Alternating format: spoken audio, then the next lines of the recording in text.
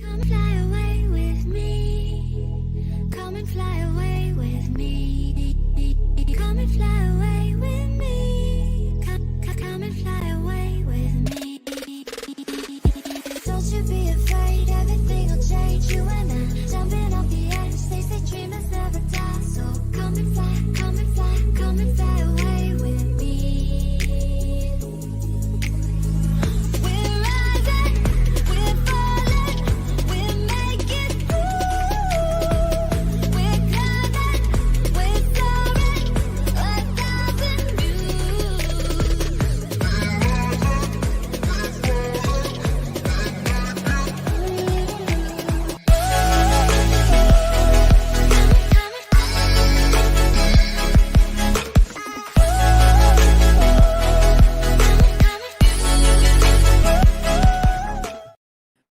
What's going on, everybody? Welcome back to the Pop Culture Corner. My name is Tyler, and I am the host today. Woo! What a day it's been. I will say that. What a day it's been. Yes, I did. So I did get to see Spider-Man today. I just got home a little while ago, and I'm not going to be talking about too much. I don't want to give literally anything away. I'll just go over a little bit of it. But I have a lot more to talk about, including, it kind of revolves around Spider-Man, I suppose, and just how studios, how they do their staggered releases, and why that isn't beneficial to the moviegoer. I don't think it is, especially with big budget films like Spider-Man, like Avengers, like even Hawkeye. I know that's like a different thing, but like staggered releases, I just don't think they work anymore. I don't with the advent of the internet. Before we get into all that, guys, make sure to smash that like button, share the show across social media, and hit that subscribe button. Ring that notification bell so you don't miss any future uploads. Later on this week, we have Marvel editor Jeffrey Ford coming on the show to break down Spider-Man with me, and I'm super excited. That's why I'm not going to talk about it too much until then. And I know not a lot of people are going to show up tonight simply because Spider-Man's in the title, and they're avoiding spoilers because they have to, because they think they have to. So that's disappointing to me, especially with the reputation I thought I built. Whereas I won't do it. I won't give up anything. Like Hawkeye even had a big reveal at the end, and I'm not going to talk about it, not for at least a day or so. But I do see Caden's in the background, so if he wants to jump in, he can. Also, you can send a super chat, support the show. All proceeds go back into the show to make the viewing experience better, right? We need that 1080p stream. We need that Netflix subscription. We need that Disney Plus, the HBO, the Peacocks of the world. So it helps us do all that kind of stuff. It also helps us get Caden's drug habit under control. We got to set up. Wait, what? What? I'm hoping you would catch that. I was like, wait, what? Speaking what are you of Kate, talking about? What are you speaking of talking Kate, I about? saw that you are a panelist. Sorry, you are. I did a lot of screaming. I don't know if anyone can tell. I can don't know tell. if anyone can tell. My voice is a little bit hoarsier than usual, but Yeah. if that gives you a little insight as to what Spider-Man's It's like. Everyone's gonna be crying, yelling, screaming. Literally, dude, I from start to finish, it's like It's an emotional roller coaster right here. It's definitely an emotional roller coaster. And I was with a bunch of people that like work at the movie theater, and so it was basically what I did today was I got invited to the screening that they show their employees. So it was me in a full auditorium. It wasn't a big auditorium because they use like the smaller one because they don't need as many seats. Yeah, no, it's like 25 people. And yeah, it was roughly it was like 25, 30 people, including myself and some of the people from Showcase Corporate. So it was really fun. It was super fun. That's cool that because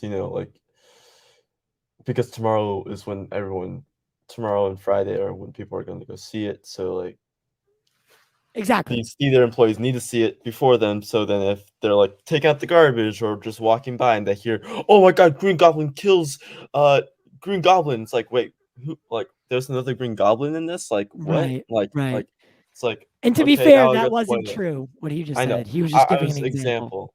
example. Um, But yeah, but no, you're exactly right. And it's also a treat to the employees. Like it's like a yeah, benefit.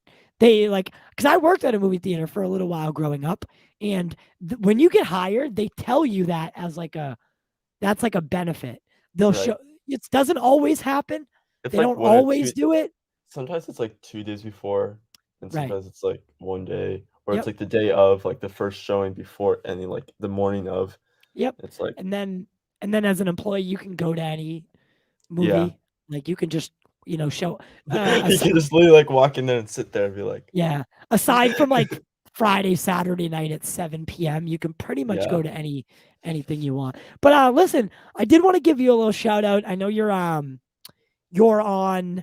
um the the fandom award. fandom awards for best panelist. If I'm Yeah, so best panelist. So guys, if Caden, if you want to drop that link in the chat, I yeah. know we're probably not gonna get a lot of people tonight because of Spider-Man's in the title, I but also posted it on the community page, as perfect. well. So yeah, vote for Caden. That I think he deserves to win it. There's a I'm lot of neck great. and neck. I'm neck and neck with Zod Rider right now. Oh, Like I'm oh, like 3 below what a him right now. terrible person to be neck and neck with. I know. That's what Like I was like. literally, what a I was like, terrible. I was like telling my family, vote, vote, vote. So I'm not. I'm like, Oh God. I'm gonna pin it though. I'm gonna pin it to the top.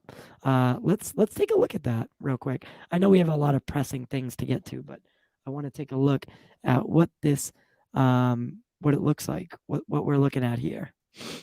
I think I already voted, so it's not gonna let me. But where are you? I'm like right below DL.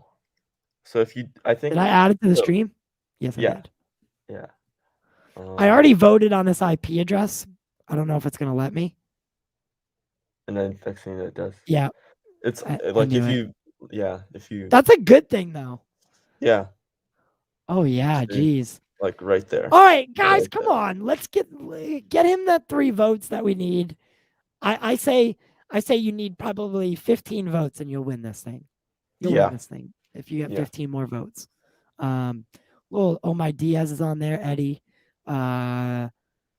Geeks with Cash. I don't know who the fuck that is. yeah. Some of these people I don't know who they are. Anna.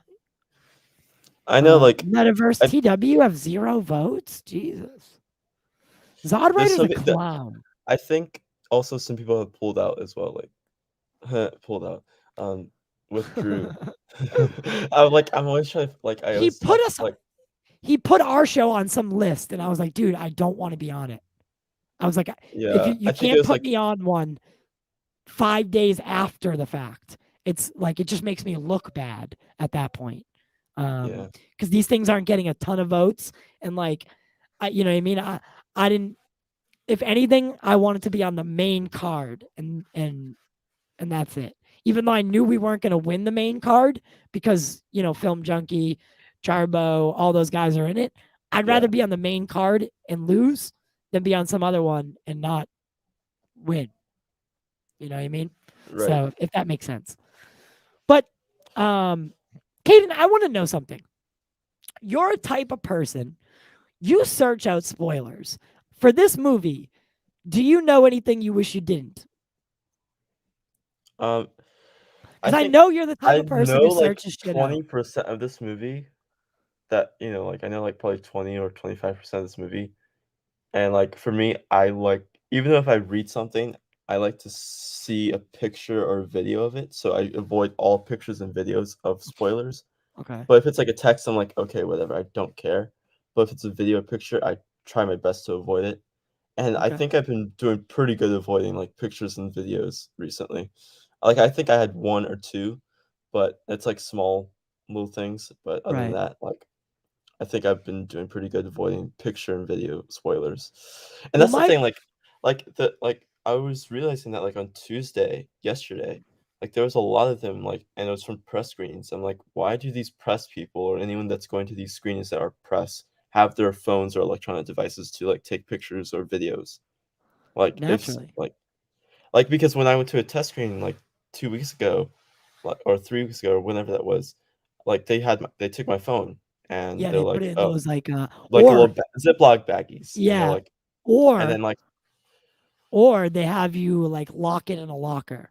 yeah, like in a locker or in a little Ziploc baggie with a number, so they know who's and like with your like something to identify you with. So it's like, okay, here. Do So it's not like do you so I'm think like, that there's an issue with because so the main focus today because I don't really want to talk about the movie. I'll give you guys a little bit at like my total score. I'm not going to talk about any plots or anything that I haven't said on Twitter already, which is a general brief description of what I thought without anything remotely pertaining to the story. Um, with this one, with Spider-Man, especially this one, right? Um, do you think the studio's staggered release? So a studio will, like in the UK, it came out what today. today, and Yeah. then in other countries the day before or whatever Yeah, it was. today's the first time it releases theatrically anywhere, and then I think the last place to have it, like, theatrically is next Monday, I believe. And what do you think about that? I personally, I think it's a dumb, outdated. It's I like think it reminds me of daylight savings time. I It honestly might have worked in the past, but it's yeah. not a viable thing, especially with the advent of the internet and how information spreads so quickly. Yeah, I think it should either stay, like, Thursday and no earlier than that. You know, Thursday and Friday, this should be the only 2 days that it should theatrically release anywhere and everywhere, you know? Because then, like, say, like because in the US, obviously, we get it the Thursday night, the 4 o'clock or 7 o'clock, wherever you are, and, um, and then it starts there. So it's weird. Yeah, Well, so what did H. Bart say? every Every country country, it uh, should come uh, 7 days. maybe just Yeah. clear that one up a little bit. Every country should come out the same day, even for premieres, is what I think he was saying. H. Barnes, by the way, thank you for $5 super chat. Yeah, I think premieres like, I'm fine with premieres on being the Mondays, but things like Variety Right. be like And be that's what I wanted to get into. and, like, so basically, Can you bring that article up? Actually, that'd probably be a really bad idea. yeah, yeah. That'd be Um, a really bad idea. I don't know why I said that. Don't bring um, that up. let's read it together, guys. Um, but, like because But you know the outlets, person you know the variety guy that's on the red carpet and asking the yes, questions? yes. He's the person that was the person that tweeted out the spoiler for Eternals.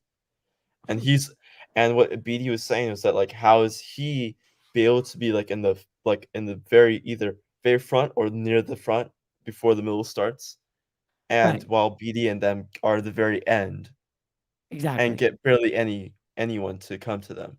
Right, So and there's, like for anyone who doesn't know what Caden's talking about, so on the red carpet, they place certain just like your typical press and press stand in line. stand, like it's basically the where you're placed on the red carpet is where you're considered your rank and your echelon for what they view you like the biggest sites, obviously the biggest ones in the front, and Yeah. then Like, subsequently Deadline's the everyone very after. first one. Deadline's the very first one, Hollywood Report is the second, and then Variety's the third, and then, like, it trickles down to, like, the smaller but big And then sites, and comicbook.com, then right? podcast, and then like, the podcast in the middle, and then it's back to websites, and then, like, like, it's like and it's just so weird. Right, Yeah, it's like podcasts and, like, social media influencers in the middle, and then back to websites. It's like, right. What's up, Geek Studios, by the way? Good to "What's see you, up, man. geeks?" And Um, Anthony, Caden "What's is up, wrong. Anthony?" Oh my god. Um, No, guys, but yeah, so that's basically what he's referring to. And I did like, I mean, listen, I'm friends with Variety's chief film critic, right? I consider him a friend. Owen's been on the show a couple times, but it's not going to stop me from criticizing the outlet as a whole. I think what they did, you can't just slap a spoiler tag on it No, after the fact. because there's a spoiler embargo and you broke that embargo. Right.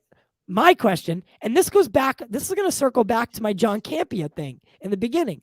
There needs to be accountability from the studio to hand down a certain punishment and make it public that this is not acceptable, especially Right. from a platform and an outlet as big as Variety, right?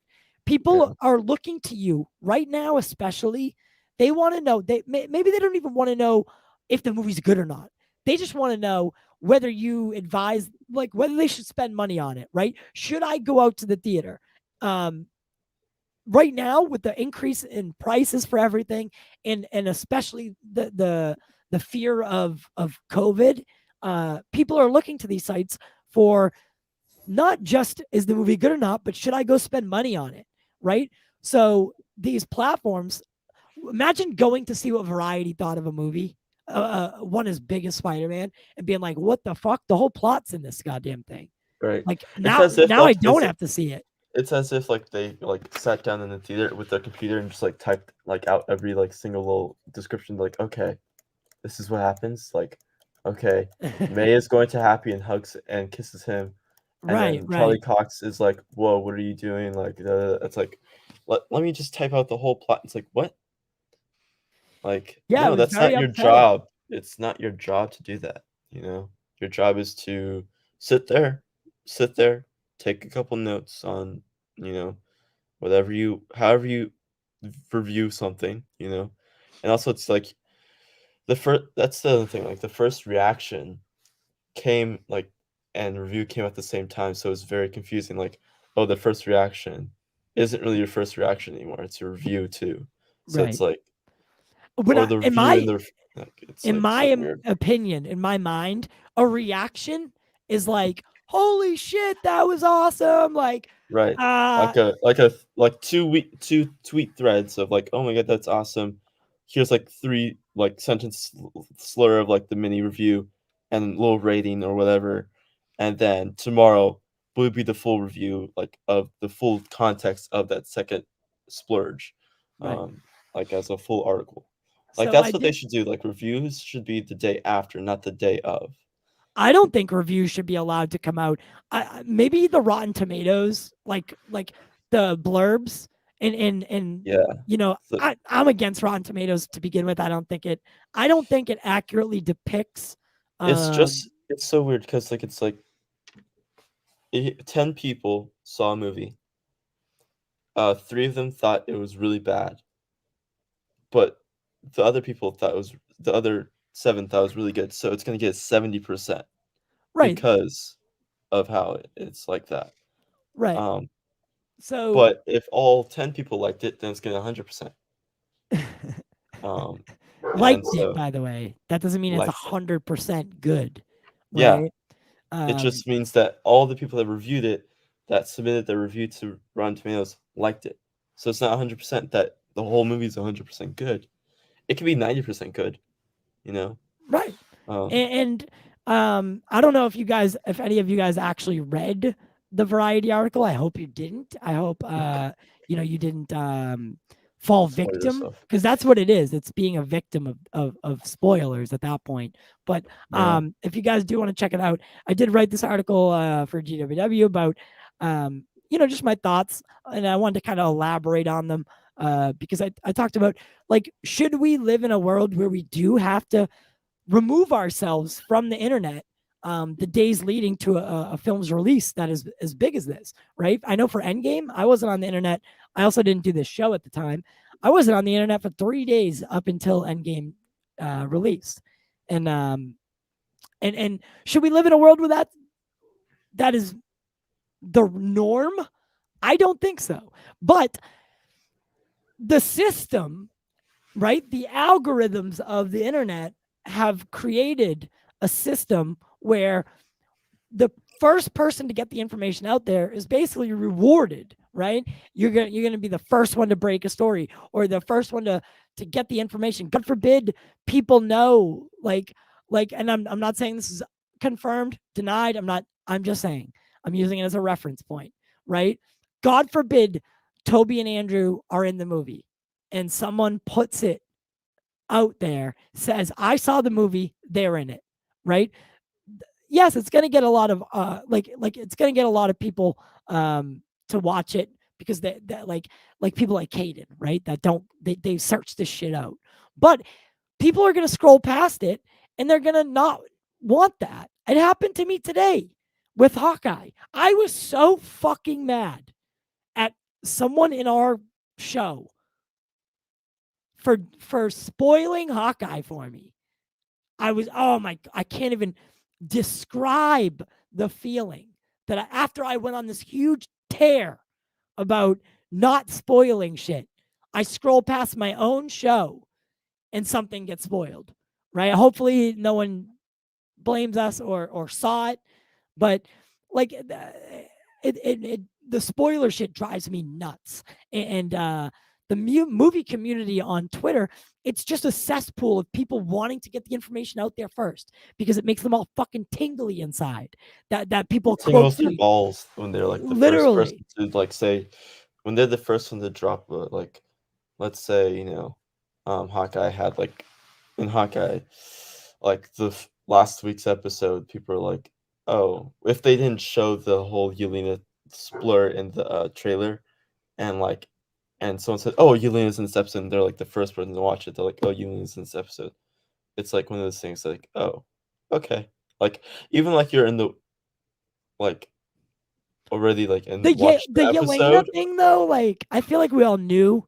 Yeah, we knew, but it was just like one of those things where it's like, I'm sure some people weren't expecting her to be in this episode, Yeah. like Now last I thought, episode. by the way, just want to throw this out there real quick. I thought episode 5, the intro to episode 5, is Oh, yeah. hands down one of my favorite intros of a Disney Plus show so far. I don't know why. I can't tell you exactly why. It wasn't like action packed or anything, but just the way it was It was showcased. soft. It was soft. It was It such a heartwarming scene. Like, right. but Because it was like, the whole time you're like, fuck. yeah, you're like, oh, okay. You're just like, oh, snap, and then you're like, oh, okay. Right. And the way Yelena, it's like 1-2, Yeah, not even 2 seconds, right? For her, right? In her own mind. That's right. the way I wanted to see it portrayed and conveyed. Like, I liked how they did in WandaVision and in this, where it was just Yeah. like One boom, boom. second they're there, the next they're not, And next they are. I like how the room changed around her. Changed. Dope. That So was, dope. oh my, I was just like, that's cool. That's cool. Like, Because in for her a mind, second I had no idea what was happening. right. Because Like, she turned on the water and you, it's taking place present day. right. And then all of a sudden, even though the Natasha comment made me like, I thought like maybe they just didn't know. Like the world didn't Like, it know. was like right Yeah. before that Val scene. And shit, man. Hawkeye though, the big reveal at the end, we're not gonna give it away, but I thought it could have been done better. And it doesn't I liked actually it. confirm liked it. anything. It doesn't confirm the actor, I don't think. Unless Well, if you watch the credits, then you know. it was in the credits. Yeah, it's in the credits. Just spelled out for you. Yeah, spelled right there. Really? Yeah. Okay. I didn't stay I'll for the show you a credits. picture after. Okay. I didn't watch the credits. Because when I looked, I walked up to my TV to look. I'm like, dude, I don't know. Yeah, at I first don't know. I was like before like everyone else, I didn't watch the credits, and I was just like, and then someone's like we were doing a watch party last night, and like it's like I looked on my phone, I was just like looking, zooming in. I'm like, no, I don't think that's like, I know that's that character, but I was like, I was like, but like knowing that it's that character, I was like, okay, all the rumors were saying that that person's gonna be this, and so I was like, okay, fine, yeah, then I know who that is, but I wasn't sure. So right as soon as I zoomed in, the person, RJ went back to the credit, or Austin went back to the credits, and he was like, oh, there, yeah. It's like, oh, I was Okay. like, okay. I was All like, right. okay. And this isn't a secret, right? We all No. kind of anticipated it at this point.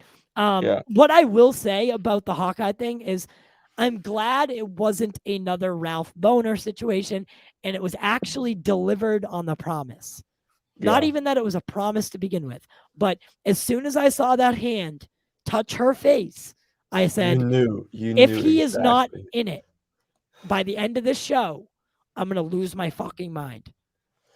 It's Because Marvel I has a just habit.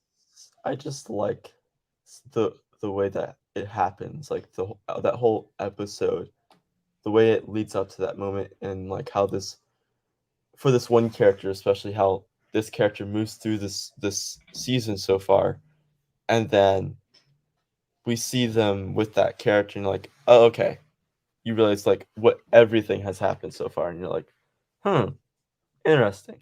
Exactly. And I mean, I'm not gonna lie, the whole Hawkeye series, it hasn't been the most action-packed thriller, but I don't know. It's what do I you think think about it it, overall? it's been very soft for me, but it's fine because like we've had like Loki and WandaVision and Falcon and Soldier that were very big, and then What If was like somewhat big, but it wasn't the best thing ever. It was just like but it was huge, for at least Marvel. Um, so it was like nice to have something that was like a bit calm and Right. a bit soft. There is some times where it was like a bit extra on some of the action, which is fine. I don't really care as much on that. Like as long as like it's a really cool action scene, then it's like okay, I can deal with that. But yeah, I like the show so far. Um, the comedy's fine. I think it's fine. I really like it. Uh, What? but yeah. Um, Oh shit, sorry, Adam. uh, All right. Well, I anyway, mean, it was very vague. So very, very vague. So 136. No, no, no. I'm sorry. Yeah, 136 reviews are in for Spider-Man, and it's currently sitting at 94%. Um, the only reason I bring this up is to give you an insight on where I stood at the end of the film. Um, I'm not planning on streaming too much longer tonight, as tomorrow is a big day. I have a lot of recording to do. Um, as far as some other things that were lining up. But so I thought personally that Spider-Man did a wonderful job at telling the story that they set out to tell. I think a lot of people be surprised. I know I was very surprised that they were able to still at the foundation keep this a Tom Holland story. I was worried about it going in because of the sheer amount of faces that were going to be in it. And I'm very glad. I'm very happy. It's nostalgic. It's fucking emotional as hell. Um, and I think a lot of people are going to be happy, but I know a lot of people aren't going to be about certain points, certain things. I know that. Um, I just checked. Sorry, I just checked the poll, and I'm right there. I'm at 30. 30-30. Yep, 30-30. All right, guys, make sure to use that pinned link in the chat. Vote for Caden for best panelist. I know he does a lot more than just being a panel here, so I'd really like him to take this one home. He's not going to get a trophy or anything, but Hey, we can it's put bragging that in the rights. description every time that he won a fandom award. What do you think Bragging the rights. audience score will be for Spider-Man when it comes out? I think it's gonna be between 92 and 95. For real? Yeah, Okay. You basing don't off think of the general basing audience is going to be confused? no, because based off of like what people have reviewed it, and people have said like with the reviews that I've read, um, not the variety one, um, but the reviews I've read, they said it's very simple on some parts, and like some parts it gets hard to understand on for some people, but That's what I after just that, said. it will be easy um, to understand most concepts that are in this, and I think especially with the comedy and the humor that might be with in this, might be able to uh mellow out people's confusion, and they'll just be like laughing it off, be like, oh, okay, I don't understand this, but it's fine, I'll Right. understand it someday. Where did Like Homecoming and Far From Home end at percentage wise? let me see. I forget. Actually, I never knew to begin with, to be honest. I Um, think Homecoming had a really high score, like 97 or something like that. To be, if I remember correctly. Far From Home is a 90% to 95% audience score, Okay. and Homecoming is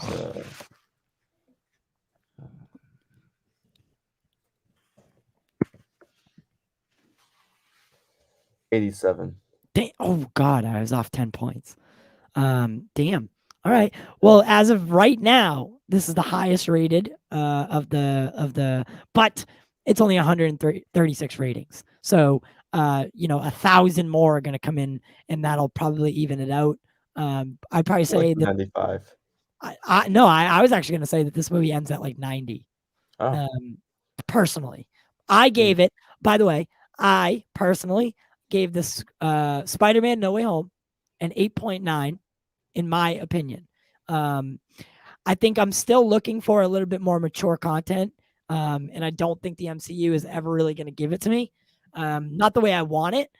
I really think audiences are ready for more mature storytelling, and I can't wait for Moon Knight, Yeah, Moon Blade, Knight's supposed to be the most brutal and violent of the Disney Plus series. and I'm all for it. I really am. I'm all for it. I think the world as a movie community is ready for a little bit more mature content than the MCU delivers typically. Um, you got to think kind of like Star Wars did, right? Star Wars know that their audience kind of grew up. Yes, they're still going to attract new audiences, but it seems like they always have something. Um, they always have something for their audience, no matter what age they are. And the MCU, it's I don't think it's ever going to be like BVS or the Snyder Cut, but I think I want the edges to be the boundaries to be pushed a little bit. I want the envelope to be kind of pushed a little bit more, and let's see what we can get away with. I think Marvel can afford a failure. I know that says a lot. I mean, I know that sounds terrible, but I would be actually 100% on board with them taking a risk and maybe failing over never trying it at all. And I know, like you just said, Moon Knight's going to be the hardest of them all. And I think hopefully that's their risk. Hopefully that, they're going to be pushing the boundary a little bit on it. It's not going to be close to our rating, but with the introduction of characters, Kevin Feige talking about Daredevil, I think a lot of people really enjoyed the Netflix Daredevil. So getting that character as close to that as humanly possible is going to benefit them. But what do you think?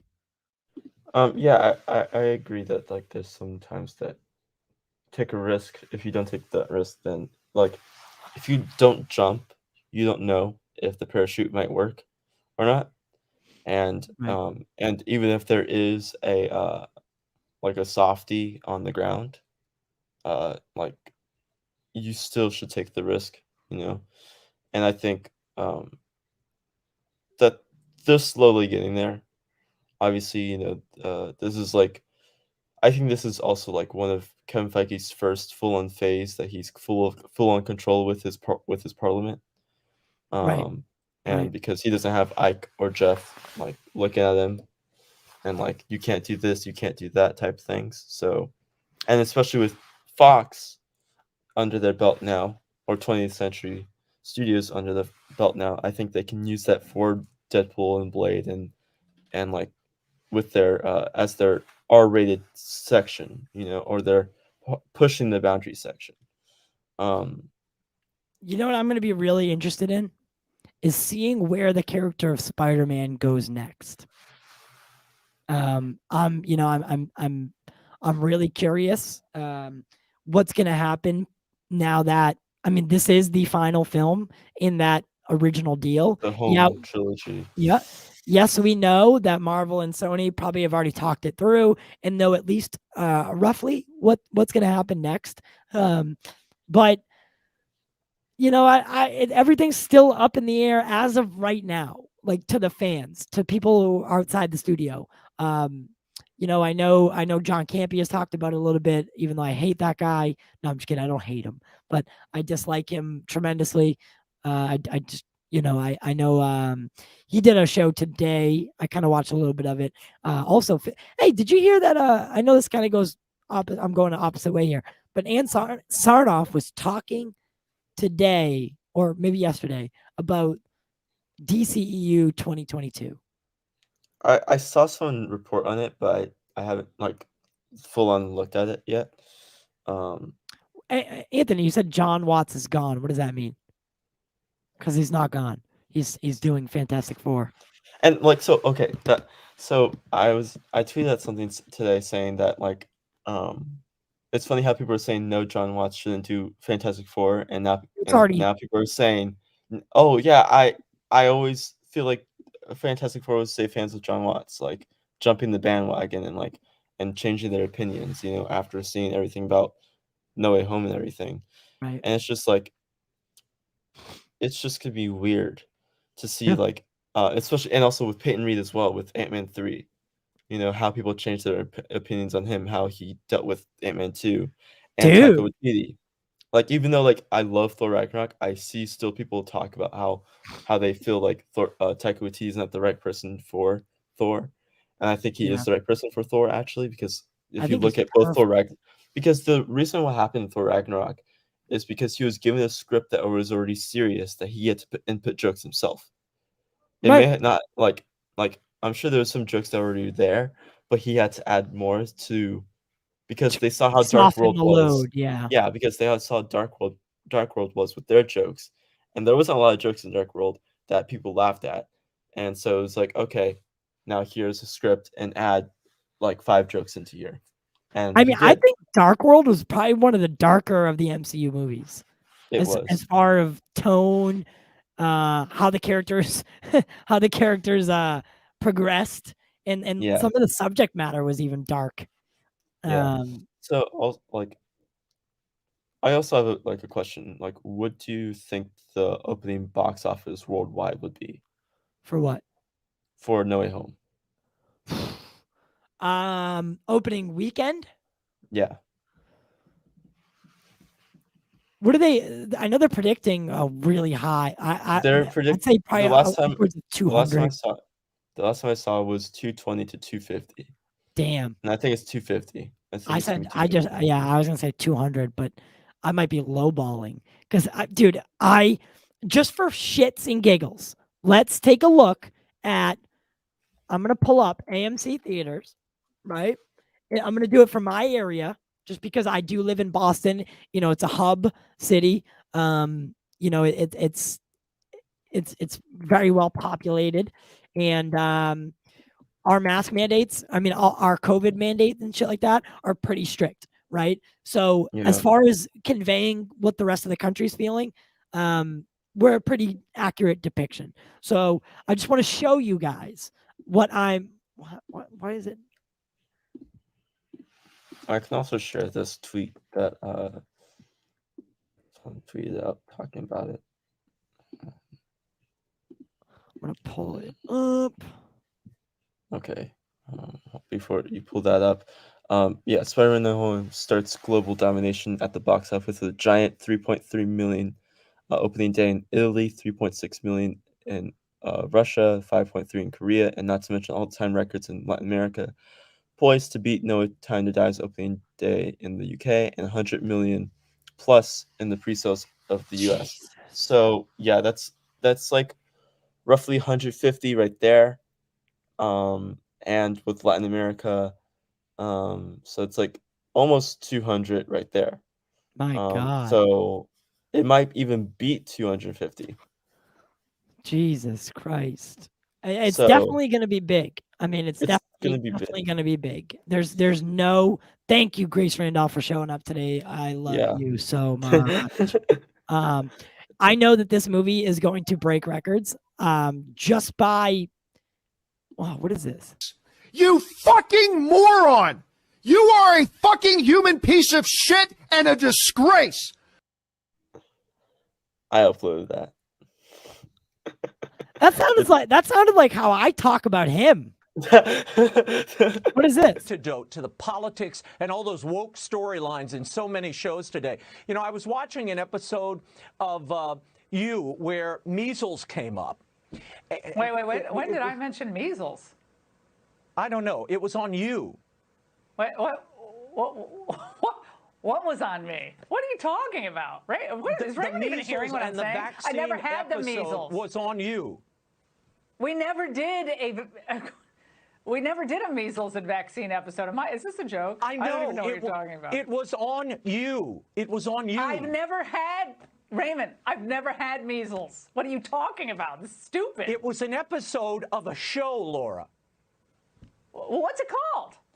You. What is he talking about? It's called You. And then he's How long does that go on? It goes on for like 10 more seconds after that, but it's hilarious. It's just like, and he's like, let's move on to Adele. It's just like, But it was weird.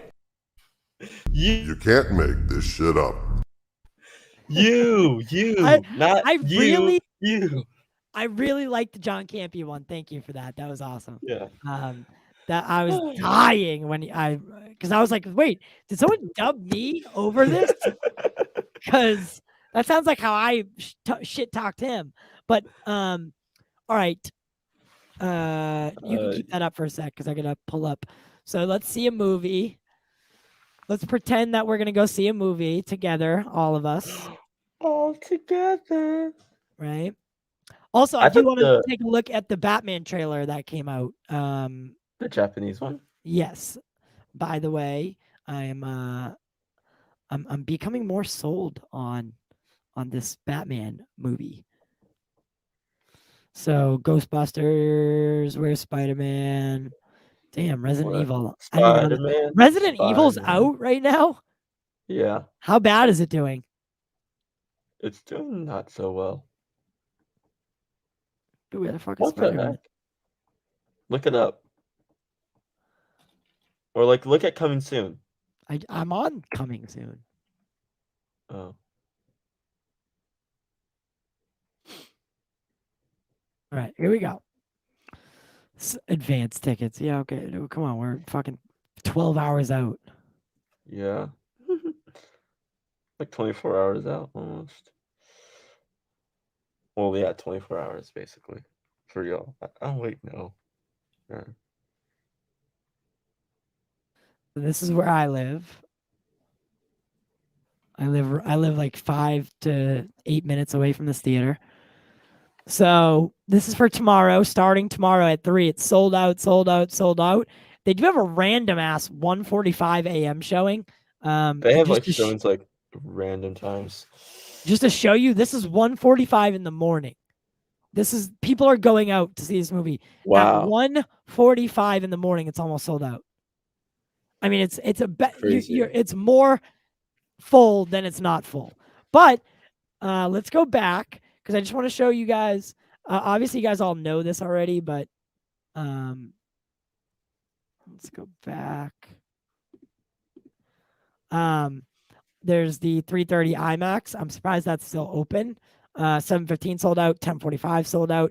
2:50 a.m. I'm not going to go to that one. But then, look, this movie is bringing back the 3D with a bunch of showings. And then in digital, it's got almost full, all the way up until 9:45. And then, trust me, it's almost full. I don't know why it doesn't say almost full. Like these people are coming out in droves to see Spider-Man. And this is very good looking. Even looking at mine, like this is an obscure theater, by the way. This is Somerville. This is Boston. This is Boston proper, right? And it's actually not doing as good, but I'm sure if we click on it, it's full. Their theater's just a little bit bigger. But look, people are turning out for this movie in good numbers. I really do think that No, he did not. The movie's not even done yet. It's not done, right? No. No, it's not even No. close to done. No, it's like I mean, people are pumped for Spider-Man. Spider-Man sells, and it Yeah. always will, right? It always will. Let's take a look at this random. Let's go to Burlington, right? This is a suburb of Boston. Look at this. Almost full till 9:30, and then almost full till 8:45 in digital, right? Damn, they're only showing it in 3D and digital. Oh, they don't have an IMAX there. That's why.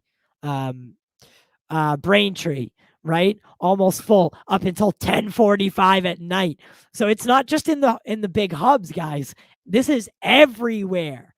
This is all the Boston area theaters, right? Almost full up until 10 p.m. Now we're getting out to Methuen, almost full everywhere, right? I mean, this is good. This is good for the theaters. The theater's going to make good money off of this movie, hopefully, right? Make sure you buy at least a popcorn. I'm not saying that, I'm not saying that this isn't a fan service movie. I'm just saying that it's going to do well. It's going to do really well at the box office. If this is how opening week looks, if this gives us an insight into the movie and how it's going to do, I mean, it's doing Avengers numbers. That's what it looks like. It looks like it's an Avengers movie with how it's selling. So I mean, this is crazy. I like to see it though. I do. I like to see it. Yeah, like it was like also same for my theaters around me. Like it's almost full. Like every other show, like obviously the 3:30 showing, but like almost full. Like especially since it's like it's during the day and people obviously work on Thursdays, so it's like like in school, so it's like these obviously won't be as popular. But then at 5 o'clock and every other showing, then full. Yeah. Then Yeah. and then Exactly. like again, this is a Thursday. So if I can't even go to so if we go to Friday, boop boop. Friday and Saturday are gonna be nonstop. Yes. Yeah, it's after schools. Let's actually click on this one. Boom. See, like it's and You this guys is have like to bring your vaccination card. Yeah. Oh, terrible. That's a huge theater for a 4 p.m. random. Just that's a digital screening. Yeah, and Wow, it's that's on a this huge Friday at theater. 4. Yeah, it's these theaters are huge at the Grove, and also and They have open caption. Yeah, Ugh.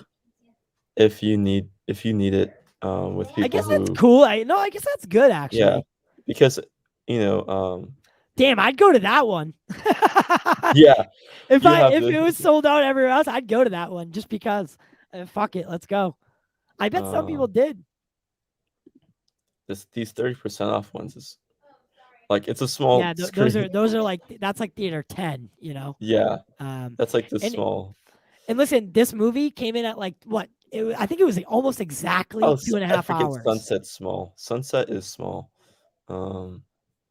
Yeah, it's Century exactly City. 2.5 hours. With 30 minutes of credits. I mean, 30 minutes See, of look. Yeah, that's pretty normal though. Those are Yeah. your like 45 to 50 seat auditoriums. Even with laser, and 6:30. Yep. Yeah. Like This movie's doing good. Yeah. Can you do me a favor? Yeah. Bring that back up. Oh, okay. Go to Sunday and just go to any 4 o'clock showing. I don't care what it is. Just go to a 4 o'clock on a Sunday.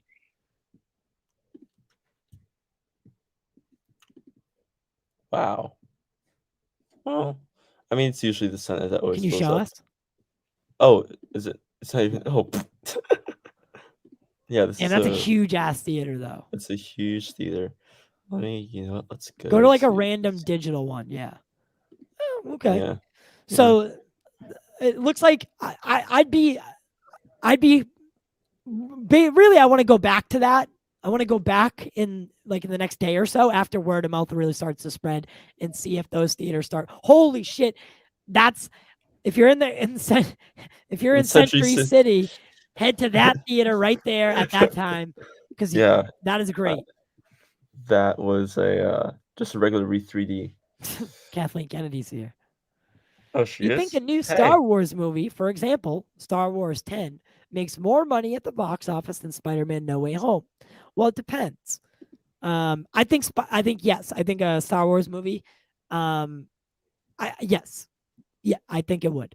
I think any Star Wars movie that comes out next is going to have every kind of audience member there, just because people that didn't like the sequel trilogy and people that did, right? Because they want to see where the franchise is going next. And the people that like the sequel trilogy, they just want to see what's next. I think The Mandalorian and then Book of Boba Fett are really going to ignite a new spark in the Star Wars fandom. So, yeah, I do. I'm just checking out the Christmas Eve scene. Yeah, not going to be a lot for that right now. People like to do that like day of. Yeah. Or the night before. Right? Oh, wow. They don't even have a lot of showings on Christmas Day. Because people are like, I see people, families to go to. So I have tickets. I do have tickets. Me and Natalie are gonna go on. We're gonna go Sunday at Showcase again. But I'm going in the next day or so again to see the film. And I'm gonna this is what I want to do. I saw it in X Plus. Now I want to see it in IMAX and in digital, and I want to compare the three. Digital over IMAX every single time. But I'd be excited to see the way a Marvel movie compares with the three different platforms. X Plus was beautiful. They do a great job. It's like their IMAX, but IMAX, most theaters have Limaxes, right? They're not actual true IMAXes. But AMC in my area, the ones that offer, typically you'll have a real IMAX if it also offers digital. Those are the newer theaters. If they're offering, not digital, Dolby Cinema. That's what I meant. Sorry. Yeah, but yeah, I think Spider-Man No Way Home would be fine in the theaters. Again, like you said, I think it also looking at what comes out next week, which is Matrix 4. Wondering how that is doing. That's gonna do with these two movies out, with the Matrix Resurrections out, and Spider-Man, and when does Kingsman comes out on the 22nd? Yeah, with those three movies in theaters on Christmas, it's going to be hopping for a couple weeks. If you don't have one of those plans for the movie theater, if you do want to see all three of those movies, and a theater like AMC, they offer the 3 movies a week for whatever, $22 a month. I would get it this month. It's going to serve you right. I have it. And I'm going to see all those movies, and I really can't wait. I'm super excited about Kingsman. I got I got the press screening one. So it's not an actual press screening. It's like an advanced one through Fandango or whatever. It's not looking too good for Matrix 4. What do you mean? There's no one getting tickets. Wait, the tickets are on sale? Yeah. Really? Yep. Oh shit. I'm about to order mine right now. So this is when's the opening day, a 6:10 showing, and as you can see, there's only 10 people there. Imagine it bombs. Imagine it bombs at the box office. Could you imagine? That would be terrible. Okay. So this is a 7:00 showing. It looks like. Yeah, but that's not. Well, I always forget that it's COVID. Yeah. And there's whatever. I should probably stop saying COVID because I'm gonna get our show taken down. But I'm surprised that the Matrix. Imagine the Matrix doesn't do well because it's coming out when Spider-Man. And I don't even know if the Kingsman's gonna do good because it's coming out against these two movies. Yeah. I'd be And interested also, to know what Jarbo thinks. people haven't been giving Kingsman good reviews at all either, too. So it's like, I'm excited for Kingsman. I'm a huge Kingsman fan, and it's Kingsman. I know, but it's Kingsman. Oh. Yeah, it's the Kingsman. It's like the prequel to the Kingsman group. It's how they formed. Oh, I forget Universal's small. So they're like, Universal's really small. So if you like want a small group of people to go to the theaters with, that's a theater to go with. Damn. How many rows is that? It's like 8. Yeah, that's 8 rows. This is Universal Studios? This is Burbank. I just saw Burbank. This is Universal City. And this is like 1, 2, 3, 4, 5 rows. What? There's like 1, 2, 4, 6. Jarbo, if you want to hop in and talk with us, you're more than welcome. We're gonna watch the Batman trailer in a second. Did want to get a little bit of a reaction to that. I haven't watched it yet. It doesn't look like. And then like on Thursday, Chris, you're not wrong. You're not 100% wrong that it's unnecessary. I think it's definitely a cash grab. But I think there could be more story to tell with this franchise. Not the plot that it is. It's unnecessary. It's unnecessary. I know. It's hard to defend it. The plot that it is, it's unnecessary. Very unnecessary. I mean, I enjoy the Matrix for what it is. I'm not like so on the 22nd, I'm thinking about seeing back to back. No, I'm going on the 21st to the Kingsman. It's the Fandango screening. Damn it. Yeah, Matrix is. I mean, it can. I think it can be like one of those things where it's not going to do so well in theaters, but it's going to. They're not even showing the Matrix in Dolby at my theater because Spider-Man's out. Wow. Anthony, you can't say that yet. Come on. You literally sound like nerdrotic when you say shit like that. What? Matrix Resurrection is a flop. Shit hasn't even come out yet. Dickhead. I love it. I don't know. Maybe I'll go at 10:30 at IMAX. Yeah, my IMAX is doing. Wow. Mine's doing pretty good for the Matrix. But yeah, it's I don't think it's gonna. At least in LA, it's not gonna do so well. At least in my area. Because looking at like the first 2 showings on both the Wednesday and Thursday, right? And then like people like on Christmas Eve and Christmas Day, they're gonna go with their families to see a movie, and families tend to go to a superhero movie or an animated movie or like a fun family-friendly movie. And I don't think Matrix 4 is gonna be that family-friendly movie that people want to go see with their family. No, not at all. Not even close. So Spider-Man No Way Home will have a huge second weekend. Yeah, I can almost guarantee that this movie doesn't slow down for at least 4 weeks. Oh yeah, it's gonna be like Shang-Chi, where it's like every week it's like adds like 150 million each weekend, probably even more. Exactly. Let's take a look at the Batman.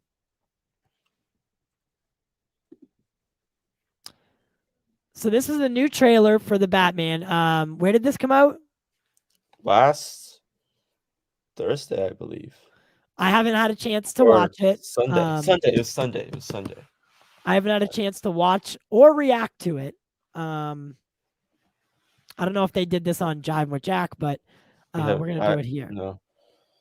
They didn't cover this? We didn't, no. There's a lot to dissect, I've heard.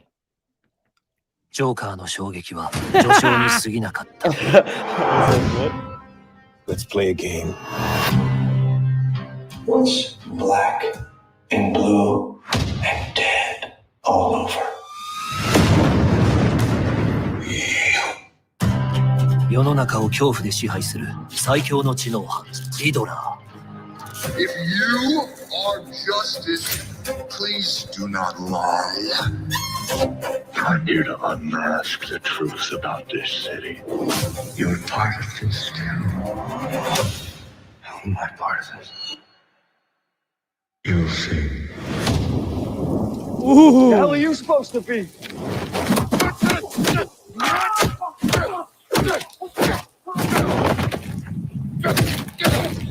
今 Hey, 男の嘘が hey! 暴かれる Dude, that was the kid from Titans. Yeah, that was one of the big deals when he was casting Titans. It was like, oh, he's in the Batman, and Look, now he's in he's Titans. right there. He's Tim Yeah. Drake. Multiverse. 今男の嘘が暴かれる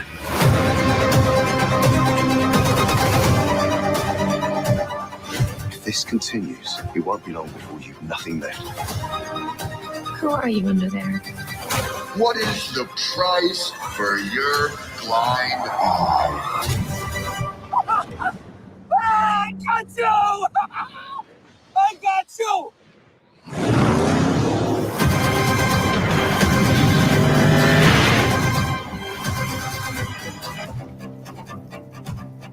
ザ・バットマン I've been trying to reach you. Grows away. Oh, shit. So Riddler definitely knows. Oh, God. So Riddler definitely knows that he's Batman. Can you hear me? Yeah. So Riddler definitely knows that he's Batman. I saw a couple things. There's definitely what resembles a Joker smile in the back of the picture. When they show the clippings, it seems like Riddler's wall. Behind Bruce, there's like this really weird smile. It seems like superimposed though, so I'm not sure if that was actually taken like that, or maybe someone like held a sign up or something. I don't know. But do we think that the Joker's in this? From what I've heard, they screened 2 cuts of the Batman, one with a certain character, one without. Could Brian, what is his name? Barry Keoghan. Barry Keoghan. He was in the Eternals. Keoghan. Yeah. Do you think that he might be playing the Joker? I heard he's Maybe. I But thought he was like Commissioner Gordon. He's credited as Stanley Merkel. But A cop, right? Yeah, a cop, and so yeah, I don't know. Maybe not. Who knows? Interesting. I'm gonna can you invite Matt real quick? Yeah, I just sent him a link. All right. And then what? How come you didn't tell me that? I don't know. Who's Hey, what's up, guys? What's going on? Not too much. Just recovering today. Yeah. What do you mean? Recovering? Are you doing better now? Yeah. I can't stay for long. I just was like, all right, I'll jump in for a few. I'm about to wrap up anyway. Don't worry. No, both my kids got sick, and then that got me and the girlfriend sick, and so we're just kind of like recovering today. Okay.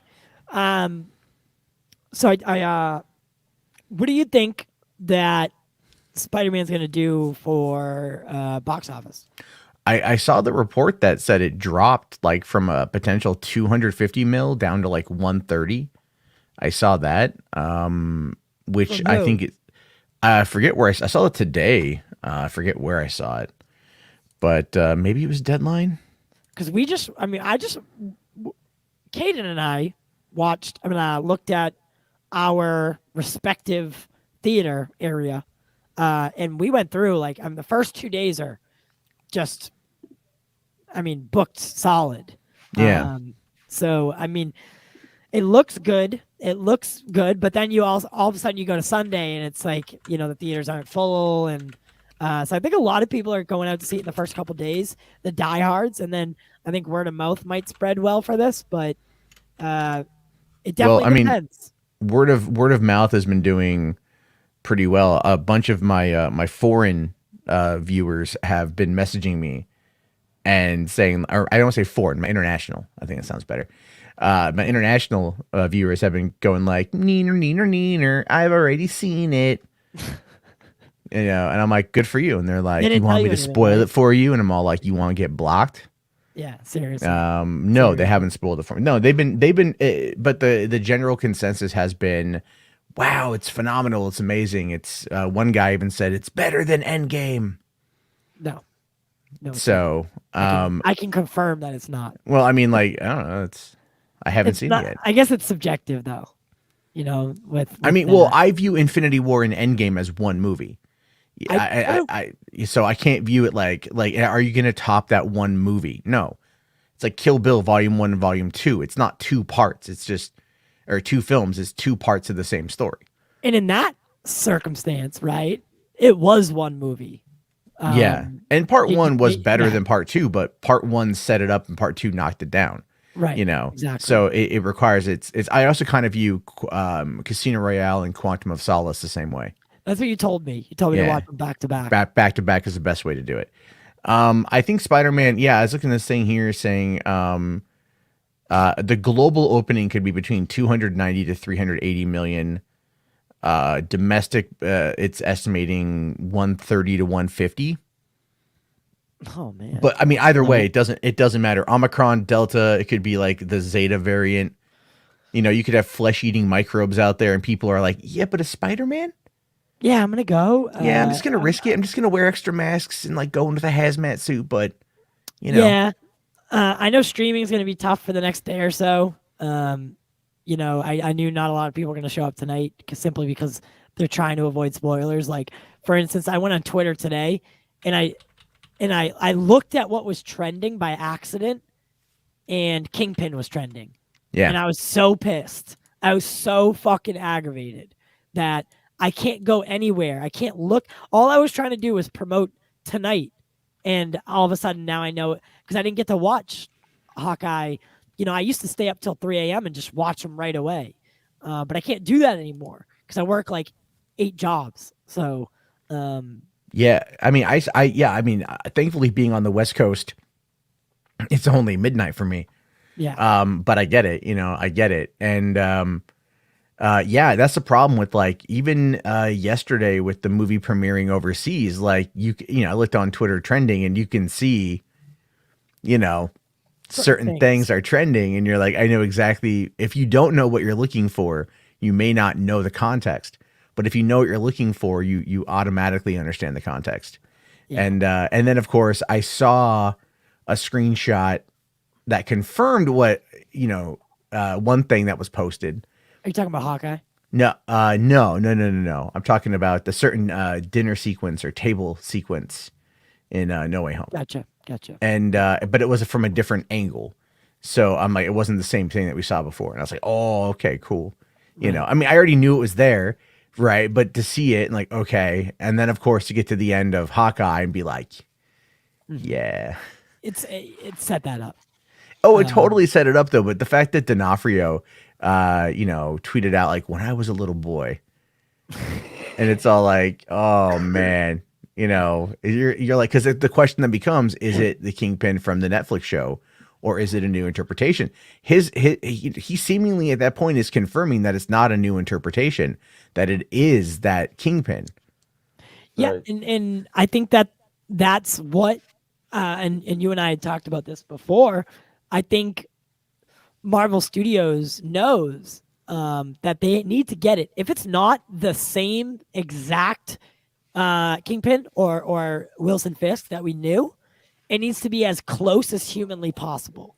Yeah. If you're going to pull the variant tag on it, and that goes for anyone that was in the Netflix shows or, you know, vice versa, et cetera, et cetera. You need to get these characters as close as you can because I think you said it best. We fell in love with them. We don't want a different kind. We don't want a different one. I've even seen people today on Reddit, no less, saying like, well, if you're bringing back Matt Murdock and you're bringing back, you know, Charlie Cox and Vincent D'Onofrio, Finn Jones deserves a second chance. And I was all like, hell yeah, finally, dude, someone, you know, other people are coming back around. I liked Iron Fist before it was cool. Yeah, I liked it too. Everyone gave it crap, but it's like, no, it was a solid show. It had problems. Of course it did. Season 2 definitely was better than the first season. I think it needed a little bit to get going. But people demand perfection right off the bat, you know, and I think that's, I think that on a television show, you're never going to get it 100%. Like, You know, even look at Game of Thrones. Game of Thrones had their original pilot, which was terrible, and they went back and they reshot it, and what we got kicked off 8 years of awesomeness. So sometimes you got to go back to the drawing board and figure things out. But it was so interesting though, is the people that like demand perfection without realizing the creative process is usually a trial and error one. Yeah, especially for pilots, right? Yeah. Pilots are meant to give you an idea of what the show's going to be, and then they run it back, right? I mean, for the most part, they look at what people thought, and you know, it might take a season or two, but they're going to try to fix those errors. Oh yeah. It's and that's the sign of a good storyteller. You know what I mean? Like I think, and that's where hopefully where we go now with these characters will be something that will be akin to the Netflix shows. And what I'm concerned with is that they're not going to go as hard as they did.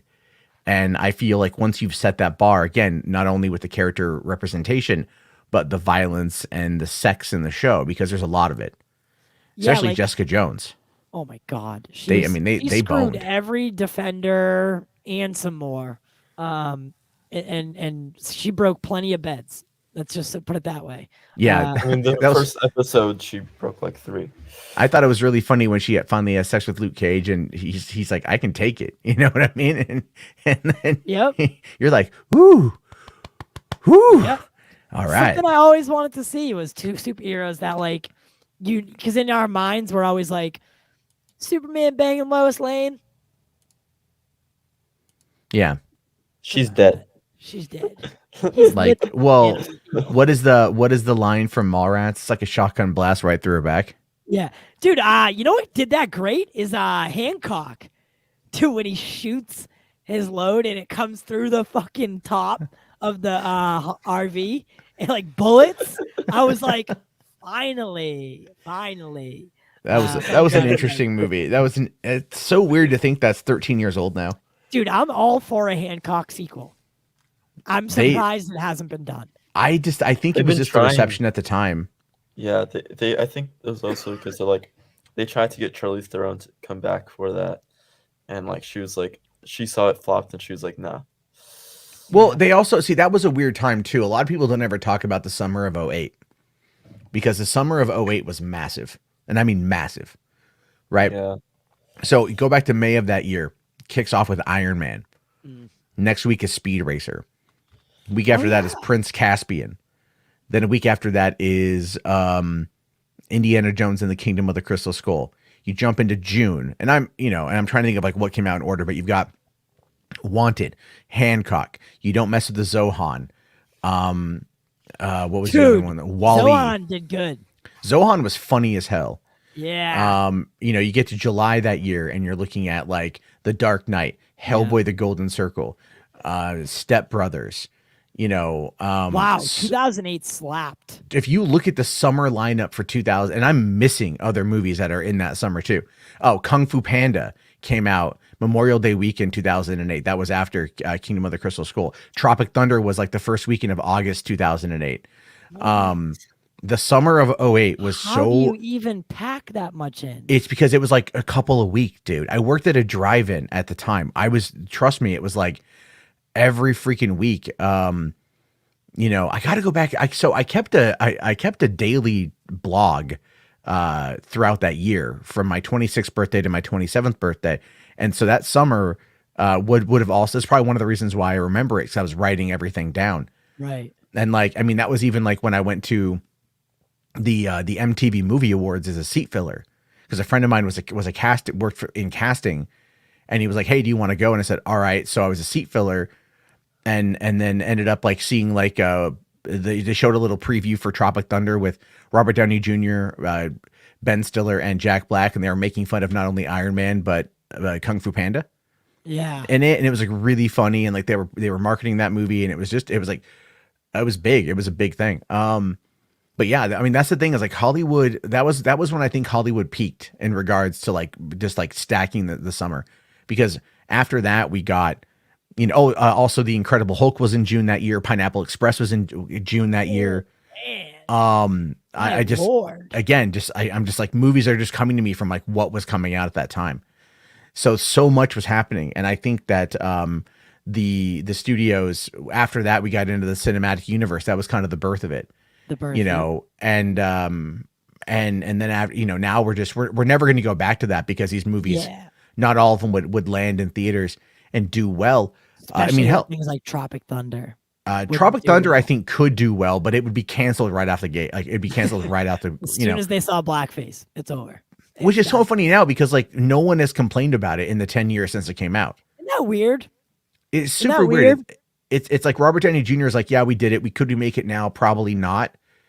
But, you know, we did it. And then like no one has canceled Ben Stiller for directing the movie. No one has canceled Robert Downey Jr. for doing it. No one has canceled the guys for the Ethan Cohen for writing it. I mean, like, or Aiton Cohen. I mean, there's, you know, everyone involved in that movie, no one's been canceled, and it gets lauded as this like, you know, incredibly hysterical film. And I think the reason why is because the context of the performance, because context matters regardless of what, you know, certain anon accounts on Twitter want you to think. Right. And the context is obviously mocking Hollywood. Like, I'll tell you the funniest joke in that movie that goes over like 99% of the audience's head is when we first see Tom Cruise as Les Grossman, and he's on the video call, and he looks around, and he goes like, which one of you is the grip? Is the key grip? And that big guy raises his hands, and he's like, I want you to go to the director and punch him in the face really fucking hard. And the guy's like, sorry, and he punches him. Well, the reason why that scene is so funny is because generally the key grip is the strongest guy on set. Right. Because they're the grips are the ones who set everything up, move all the gear around and everything else. They're the ones that hold the mic stands. Yeah, and they do so everything. Basically. They have to like, so this dude is muscular, and that's like punch him in the face really effing hard. And so like that was one of the funniest gags that just went over people's heads. I mean, the thing is like that movie lampoons Hollywood in a way that is so just fundamentally perfect. And I think that's why no one has wanted to cancel it, is because like, well, it's good. Right. But if it was bad, if it was a terrible movie, they'd want to cancel everyone involved for being insensitive. But because it was Robert Downey Jr. was nominated for Best Supporting Actor, I think maybe a couple other awards. The only reason why he lost Best Supporting was because Heath Ledger died. Yeah. You know, and don't get me wrong, Ledger did a fantastic job, but Downey, I think, was the performance of the year in that role as Kirk Lazarus, you know. So it's just, there's a lot there with that film. And again, I'm just talking like this, that summer in general was just, I think did Get Smart come out that summer, or was that 06? It might've been 06. But I mean, so much, man, was going on at that time. Right. But yeah, I mean, so I did see Spider-Man today. Yeah, I saw you went live. Yeah, not really talking about that. Yeah. Just F you. I just want to say F you for seeing it before me. It was 24 hours, barely. Yeah, but I don't live in an area anymore that like does the early stuff, so I gotta wait. Yeah. Well, I only went because like it was an employee screening that they invited me to, because I work alongside the theater. So they were like, "Hey, did you end up?" And they said, you know, for movies like this, you know, they gave me the whole spiel. You know, I was like, "Yeah, I worked at a movie theater when I was younger. I get it." They're like, "We don't do it for every single one, but if we do it, would you like to start coming?" And I said, "Yes. Why wouldn't I?" And it was a great experience. It really was. I mean, there are people I don't know. Like, they were all, you know, mingling with each other, and I'm kind of just like off to the side talking to the corporate people, because I'm trying to talk. Showcase as an entity, they hire some woman to do their interviews. She did Chris Rock. She did Ben Affleck. Like, they get the names, right? And I'm trying to exploit that. And I'm like, dude, I'll do it for free. You don't have to hire this lady. And you know, they might bite. And dude, that would be my ticket out. That's it right there. If I get to interview people like Chris Rock, my ticket out right there, sealed and delivered. Obviously it's not like a consistent thing, but for big movies, they do, they do reach out via PR or whatever. I mean, I don't know how they get it, but so I'm trying to wiggle my way into that role, because they hire this lady who, like, a third party lady to do it, and they pay her good money. And I said, I'll do it for free. So she looked at me with that like, So I don't know, maybe. Maybe. But- I mean, you can, you would do better than what we see right now. I'll tell you that. For sure. I can't stand. Did you see that thing? Like Tom Holland is like, finally says he's finally glad to start being able to talk about the movie because like the weight of it was just too much. Yeah, he was sick of lying. Yeah, it's like I mean, look, actors lie for a living. Obviously, they pretend to be somebody else, but still, they inherently embody that character. So part of who they are goes through their performance, and that because we still have to believe them as being human. Right. And to ask these actors to like sign these massive NDAs and then whatever, we know the deal, we know the drill. And I understand that these outlets, they have to get clicks, they have to get views, all that shit. I get it. But it drives me up the damn wall when it's like, they're not going to be able to answer and you're putting them on the spot. And maybe I'm just like overprotective of Tom Holland. I don't know. But I feel like they're always out trying to get him. It's always a gotcha with Holland. And I don't like that. Yeah. Because his perception, which is not really true. It's like definitely been leaned into like a lot. Right? Because they want to get people to watch interviews because they want this perception of him spoiling to be a thing to kind of reel you in. It's like a vicious circle. Oh, he might spoil it. He might give something away. So we have to watch it. And then he really doesn't because he's not a fucking idiot. Right? It might have happened once, twice at most. But Marvel put their arm down and they were like, if you do it again, we are not going to let you do any more interviews. Zidane will be doing them alone because she's an adult now and she knows what to do. But yeah, I mean, I thought it was good. I was wrong with some of the things, but I was right with other things. I think it was a good movie. 8.9. I think they did a good job telling the story that they set out to tell. My biggest concern was that they weren't going to keep it as a Tom Holland story. And I think they still did, which is great. I'm very interested to see where the character goes next. Yeah, that's what I was wanting. That's what I was waiting for, to be honest with you, was where it was going to go. And then like, I was worried that they were going to spend too much time with everything else, whatever that might be. I don't know yet. However, I mean, there are certain things that like people have been leaving comments in other videos, obviously from overseas, and it's like, oh my God, because I see them and I'm like, oh my God, stop talking, So that's what I want to talk about today. What do you think? Do you think the staggered release model is stupid? Like, do you think for me, it reminds me of daylight savings time. It may have worked in the past. I don't think it works anymore. Information travels so fast, so quickly that a studio is maybe the studio doesn't care about spoilers once the movie's out, but your audience does, right? So Does the staggered release formula still work? I don't think so. Well, okay. So the reason why they do the staggered release is because of piracy. And so by releasing it overseas first, they can get around the piracy angle. And because because people will rush out to the theater to go and see it. It's still going to get pirated, but there are so many people out there who simply do not care about the quality of which they watch the movie. Somebody messaged me today and they're like, hey, an hour and 47 minutes of Spider-Man is on Facebook. And I'm like, well, that's not the whole movie. Okay. And they said the quality is terrible. I said, well, all right. And then they go, I watched it. It was really good. Oh my God. And I'm like, why would you watch it? Like, why would you? But the thing is, like, even my best friend does that. He doesn't care. A lot of people, dude, the spoiler community of people that don't want spoilers are literally small. Most people don't care. They're like, oh, I'll watch it when I get around to it. I'll watch it whatever quality I can. And in then the grand scheme of things, you might be right. And well, it's been look, I mean, not to like out myself here or nothing, but I've had friends who have dabbled in the downloading game for like over 20 years, and I've seen it go through a multitude of iterations. I remember when the first Spider-Man came out, I got my hands on what is known as a VCD of it. It was 3 discs, 3 CDs, and it was of the worst handheld cam footage I've ever fucking seen. It was terrible. And guess what? I saw the movie in theaters. I watched it at the drive-in, and I still fucking watched it at home. And even in that terrible ass quality, because it was convenient and it was there. And that's what the streaming world has done. The streaming world has made things more accessible. But just because they're accessible, it doesn't necessarily mean that quality matters.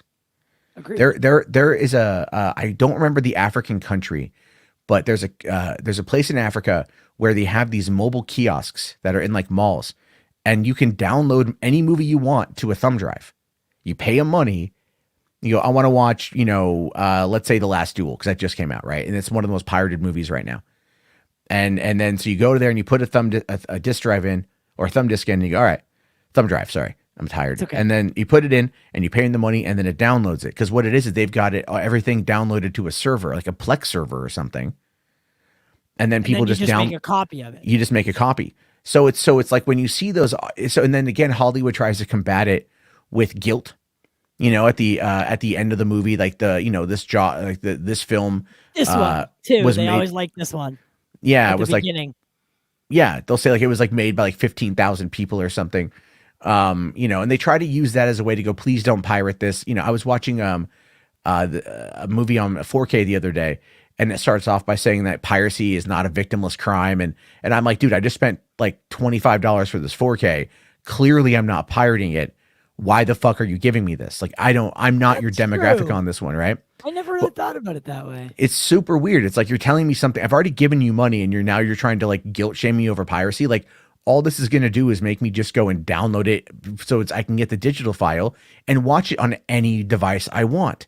Right. And that's the thing too, is when you look at piracy as a whole, piracy is like, it's not necessarily a victimless crime, but it's also not, how can you criminalize somebody for making a copy, right? What exactly is theft? What exactly is being stolen? Is it considered a lost sale? The answer to that is it's negligible, because studies have come out and shown that people who pirate content the most actually spend the most money on stuff, because they might want to sample something, or they want to make sure that they're going to get their money's worth. There are people who want to make sure that, before they go and they drop $50 taking the family to the movies, that they're going to see something that's worth their time. Because now we get these deceptively edited trailers, and you look at the reviews and you're like, well, do I trust Rotten Tomatoes, or can I trust these people? Because we don't build up film journalists anymore as people who are like monoliths for, like Roger Ebert and Gene Siskel were monoliths. You could trust them because they had built that trust. Now it's like, Jim Bob Pendejo coming out of his his basement in Vallejo, California. And it's like, can I trust this guy, sort of thing? And like, you don't know. And I'm not, and again, I review stuff, you review stuff. It's all subjective. People can listen to it, but it's like, there's so many options now. Right. It becomes confusing for the audience. And so the key thing with piracy is just, again, like I said, accessibility, but things like Netflix and Disney Plus, and Hulu and Amazon, those are going to curb piracy because they're accessible. Right. But again, the average person who knows how to download shit, which is basically everybody, because you can now get apps on your phone that download. Yeah. You can like, I can go out there and find like, I think when the Spiderman trailer, the soundtrack dropped, someone slipped a download link, a WeTransfer link in my DMs. Yeah. Because it's like, there it is, and it's just there until I got a similar thing. Yeah. So people they share it around, because information ultimately is meant to be shared. These companies, they pour in hundreds of millions of dollars, and obviously they want to profit off of it. But what, and there's the thing is that doing the staggered releasing, to go back to it, because I'm just kind of doing this long rant of history. It's good in the fact that it might try to keep some people from pirating it, but it's bad because then we get situations like this where it's pirated anyway, and then people in America who are tech savvy can go and they can go find it. They're still willing to go pay the damn money, but now it's like now they're trying to not navigate spoilers. Yeah. And it's like, when you've got like streaming will do it great. Well, they'll go, okay, the worldwide release for this is at this time. And they'll go, if you want to watch it in, Pacific Coast, it's midnight, London, it's 8 a.m. Mm-hmm. And they'll tell you when it's coming out, and it is a synchronous release across the world. And then everyone gets it at the same time. So that's when it works out, I think, the best, because then everyone's engaged in it. And that's what I'm saying. I think that's a better model for film too. I mean, I get where you're coming. I get what you're saying about the piracy aspect and you know why studios still do it. I just think, you know, what streaming's been able to do is, you know, look at the time zone thing and be like, you know, sorry guys, you know, it might be 8 a.m. for you, but it's not for other people. Like, we're gonna release it all at once, and you know, watch it when you can. But it's gonna be there that day. Don't worry. Yeah, and if you want to see it, it's accessible for you to see it. Exactly. That's the other part of it too, and that honestly is what they should do. I see here Anthony asking, "Wait, Matt do piracy?" Matt knows piracy. Matt knows a lot about piracy because I've studied it for years. Well, I mean, you did watch what, Zack Snyder's Justice League, right? I saw it. I did see it a little bit early, and that was because I was provided with a link to watch it, and I said, "F it, I'm going to watch it tonight on HBO Max anyway." But I'm done waiting. So, and I own a copy of it. There was so much pent up fucking weight. It's like it's kind of like the concept of like never leave your house with a loaded gun before going on a date, right? You know what I mean? For those of you out there who don't know what I'm talking about, think about it for a second. And then, well, no, I watched it, and then I watched it also on HBO Max, you know, and then H Barts, who was a great supporter of not only my channel but a ton of other channels, sent me a copy in 4K from the UK when it came out, so I have it on 4K. I think it's a fantastic movie. It's probably my favorite that I've seen this year so far. I haven't seen Spider-Man or Matrix, so I can't quite say it's going to be 100% yet. And I'm very much looking forward to all of that stuff. Should studio? That's not what I'm saying. I don't really think the day and date streaming thing works for studios, like for theaters. What I'm saying is I don't think that the UK should get it a day early. I think it should come out at one time, one day for the world, so that we don't face issues. Information travels so quickly now that, you know, I just don't like it. I don't like the spoiler. I don't like how I'd have to shut down Twitter for 3 days. Just to fucking go watch a movie. And that's definitely not the thing that you should do. But again, the other side of that people don't realize is that these companies love it when the shit leaks out. You know, make no mistake about that. Sony absolutely played into the leakage here because they know that it's going to increase the hype and increase the amount of people who are going to rush out to go see it. Venom was a prime example of that. Before, and I've talked about this before on my show, but before that fan screening event in London, where we found out about the post-credit scene, the movie was tracking for a $40 million opening weekend. After that post-credit scene, $80 million opening weekend tracking. Did 40 million just for that. 40, it doubled, and it ended up doing 90 million because people, there was a hype for Spider-Man. There was this connection to Spider-Man. People wanted to see it with their own eyes. Finally. You know, and then the thing is, Venom also had a pretty strong fan base because the movie itself did pretty well, and it's still pretty well regarded a couple years later. Yeah. I like the first one a lot better than the second. The second one, I don't know what they were doing with it. I think the second one was trash, to be honest. If I'm being honest. Yeah, like it just I want to see a director's cut that actually like adds more to the plot. Yeah. You know, like we need a circus cut, but they shot that thing so fast. Quick. So the turnaround on it was ridiculous. Well, the reason why they did it like that, I think, is to get to the Spider-Man connection. Do you think that was always the plan to have that post-credit sequence, or do you think it was added at a later date? So, well, you know, again, I don't have any concrete evidence on anything. It's all, you know, thoughts. But if you go back to 2017, before Homecoming, you know, when Amy Pascal had said that we're working with like Marvel. Wait, who? And Amy Pascal. Sorry. She because she Little Miss Sheepdog. And but she had said that they were working together, and Feige was like, you know, let's not do it yet. But then what you have is Venom was, you know, coming out from Sony. Sony had already been doing the Spider-Man stuff. And we're like, all right, so is this going to be connected? They didn't say yes. They didn't say no. But everyone basically figured it would be connected in some way or another, considering the fact that Spider-Man is over at Marvel and there's clearly, Venom and Spider-Man. That's what people want to see. You want to see like a $3 billion movie. You put Venom and Spider-Man together and you make it good. Like a good director, not Andy Serkis. I love the guy, but not Andy Serkis. Get someone like John Watts would have been great for that. He can juggle it all, and maybe the Russos. I mean, someone who can juggle spectacle and story. And I don't think Serkis did well with the spectacle. But the big thing there is, I don't think he did that great with the story either. Well, I think I also kind of blame Kelly Marcel, the writer, because I think like the story, the way the story was structured, at least what we got like out of the finished product, was the first act of that movie was so fast paced. And then you're like, wait, what? Like, we're not even going to get any real time with Cletus Cassidy as Carnage. Right. It's just like a couple scenes, and then we're at the end of the movie. Shriek was entirely unnecessary. That was so underdeveloped. Oh, God. And it was like, but I will say, though, the family drama dynamic, right? Like between Eddie and Venom, and then also Michelle Williams and the other guy. Yeah. I really liked that. That was when the movie was at its height for me, when it played into kind of more of like the family comedy sitcom elements. Mm-hmm.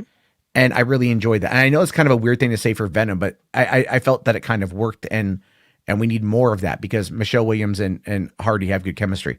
They do. But as for that end sequence, I feel that looking at the way that coming off of the 2019, deal, right? Look, because Sony's the one that pulled it. Sony's the one that then tried throwing Kevin Feige under the bus, they tried throwing Kevin Feige under the bus by blaming Disney. And they put out those tweets, and it was like, bitch, it sounded like a bitchy teenager. And then you're like, all right, whatever with this thing. And then all of a sudden you've got, they work the deal out, and they say Spider-Man's the only one who can cross universes. And I mean, now with the multiverse, it kind of makes more sense. But then you've got the fact that, like, okay, well, then you go, okay, well, they're doing Morbius, they're doing Venom 2. And then we start seeing the connections. The Morbius trailer showing Vulture right then and there should have absolutely proved that they're going into the MCU. Right. And I think like Michael Mando is going to probably end up being in Morbius. I'm hoping he's in that scene as well to get a Scorpion. Mm-hmm. And again, they're showing all that stuff, and it makes sense because Sony always is going to want to have that touch point because that's where that's where the money is. So much money there. And so it's in their best interest to work with Marvel, because that was the thing. Did you see what Tony or what Tom Rothman had said? No. You know what? I actually have the file. I didn't get the chance to show this on my stream the other night because of this. This is an interview. Back in 2019, the news has been that Davis? Marvel and Sony are doing Spider-Man No Way Home, which didn't have a title at the time, and then one more movie together, and who knows what the future holds. I'd love to hear if that conversation has gone anywhere. Have you guys made any more plans together? No specific plans, but I think you actually expressed it accurately. It's reciprocal. So we lend one and they lend one, and that's how Benedict is in this movie. And so we have one more lend back, right, that's committed. But the thing that I can say, and this is actually the accurate scoop on this, which is that the two companies have a terrific working relationship, right? And I think it's a mutual hope that would continue. But there really isn't anything definitive at this moment because the truth of the matter is we got to ride this puppy and see what happens. Oh. So, I mean, you can devise what you will. Yeah. I mean, look, so a deal is in place. I mean, we know that they're thinking 4 or 5 steps down the road. We already know this. So, but he's basically like, look, we're going to see where this one goes and we'll figure it out. But I guarantee you, in order to do the Morbius thing by having Vulture and the Spider-Man bit, because the character, this iteration of Peter Parker is co-owned by Sony and by by Marvel. I think like maybe not so much the character of Spider-Man, but like elements of it are. Yeah, I mean, because Zendania's MJ is owned by Marvel. Yeah. If he were to go back over, they can't use her MJ. Yeah. Right. I don't know about Ned. I think Ned would be Marvel as well. Because Ned's a different. I mean, Ned Leeds is a different interpretation of Ned Leeds. Yeah. So that would make sense. But again, it's kind of like elements here. We don't have the fine details of the contract. So again, it's speculation. But that's just kind of how I view it. Is and that's another thing right here. The Blade Morbius thing. I think that's what they might be. Maybe that's what Rothman is saying, or referring to at least. That if I'm making a Blade project, chances are I'd want Morbius in it, right? That's my thing. We know in the first Blade trilogy, Morbius is referenced in like a passing. And also, he was supposed to be in that post-credit scene of the second one. What? He was supposed to be at the end of the second one where he's like standing on like a building, and then like Blade's like, "Oh, that's Morbius," to like the girl, and she's like, "Oh," like he's like, "We'll find him another time," or something like that. Right. So yeah, so if I'm making a Blade project, chances are I'm gonna ask, if we already have this little if we already have the studio, reciprocal relationship. Hey, shit, I'm making a Blade project. Can we throw Morbius in there? Maybe as like a cameo or an episode or two. He shows up and we get that interaction. I'd want to see that. I don't know about you guys. No, absolutely, and I think it's going that way. Again, but you got to look though at the way Tom Rothman described that lending. Yeah, so break it down a little bit for at least what you were thinking or what you wanted to talk about on your show. We'll probably wrap up in a I'm not streaming tonight. This is it for me. I'm saying, if you showed that clip on your stream last night, what were you gonna say from? I probably would have just been like showing it as I downloaded a series of clips. I got a bunch more, but I think now after thinking about it for a couple days, the lending aspect of it makes the most amount of sense. For again those touch points I was talking about. It's like they'll do their line and go, "Oh, well, we want to borrow this character." Okay, well, we want to borrow this character, and they're just going to bounce back and forth, And I think we need to look at what Kevin Feige and I'm not saying this because I've already seen it. I'm just saying it in a general sense. I think we need to look more at what Kevin said, right, about Spider-Man being the only character that's going to be able to the only character as of now to be able to cross cinematic universes, right? That's where the focal point is, right? That's where the two universes are going to touch, and that's like the bridge between the two. I know Small Screen's calling it the MSMCU. So I think we really need to hold it. No, SMCU. Oh, well, Sony has like the Sony universe of Marvel characters is what they're calling it now. Oh. I don't like that. It's like Spunk or something. Yeah, it used to be called like it was like this Sony Pictures universe of Marvel characters, and now they changed it to like Sony Marvel character universe or something like that. And like so SMCU. Yeah, I think like so. That. Yeah, they had a really bad name at first, and then they decided to rebrand. Okay. Well, regardless, so I Kevin is very good at what he does, right? And he wouldn't have said that if I do the lending idea. I think is perfect. I think that's going to be the most beneficial to each studio, especially going forward as these universes expand even further. I'm excited. I'm excited. I really am. I think Miles could be coming soon, and I think that could be really fun to watch develop, because I think a live action Miles Morales as Spider-Man in the Sony universe and then Peter Parker at Marvel and then have them cross when needed. I think that's the most ideal situation. Yeah. I mean, it's better than having 4 Batman on screen with DC that are all part of the same company and nothing makes sense. Right. So that makes, look, honestly, you can tell that Miles Morales is where they're going. And they've wanted it. It's money. Diversity, Even with inclusion, it's diversity, all it's the buckets. It does, and not only that, but it also is he's a good character with a good amount of stories. Did you see what those idiots at Geeks and Gamers were saying about it? Yeah, that makes no sense to me. I'm like, to be dude, the honest with you. characters aren't even remotely similar, aside like in their personalities and et cetera, et cetera. They're polar opposite. Miles is a very outgoing, like nerd type, right? But Peter's very much an introvert. So I don't really know what they were saying with that. No, they're just trying to say that like Miles Morales is Miles Morales and Peter Parker is Spider-Man. So there's only one Spider-Man and he's a white male, you know, and like even that's really what it boils down to. That's also like today Nerdrotic tweet. It's like the tweet emoji of Spider-Man and then tweet emoji of Miles Morales. Like he's like, see, but I'm just like, or like Peter, like something weird like that. And it was like, but I'm like, do you realize that Miles Morales does have a Twitter emoji because there's no project currently that is advertising Miles Morales as the main character or a side character. Yeah, and they haven't paid Twitter to make that emoji yet. Yeah. So it's like they're so stupid. If you wanted, you know, if you wanted to paint that picture, and that's what, like, if that doesn't sum up those people, then I don't know what does. Right? How do you spin the narrative on something like this? Well, there you go. Right there. They just did it. Well, that's who they are.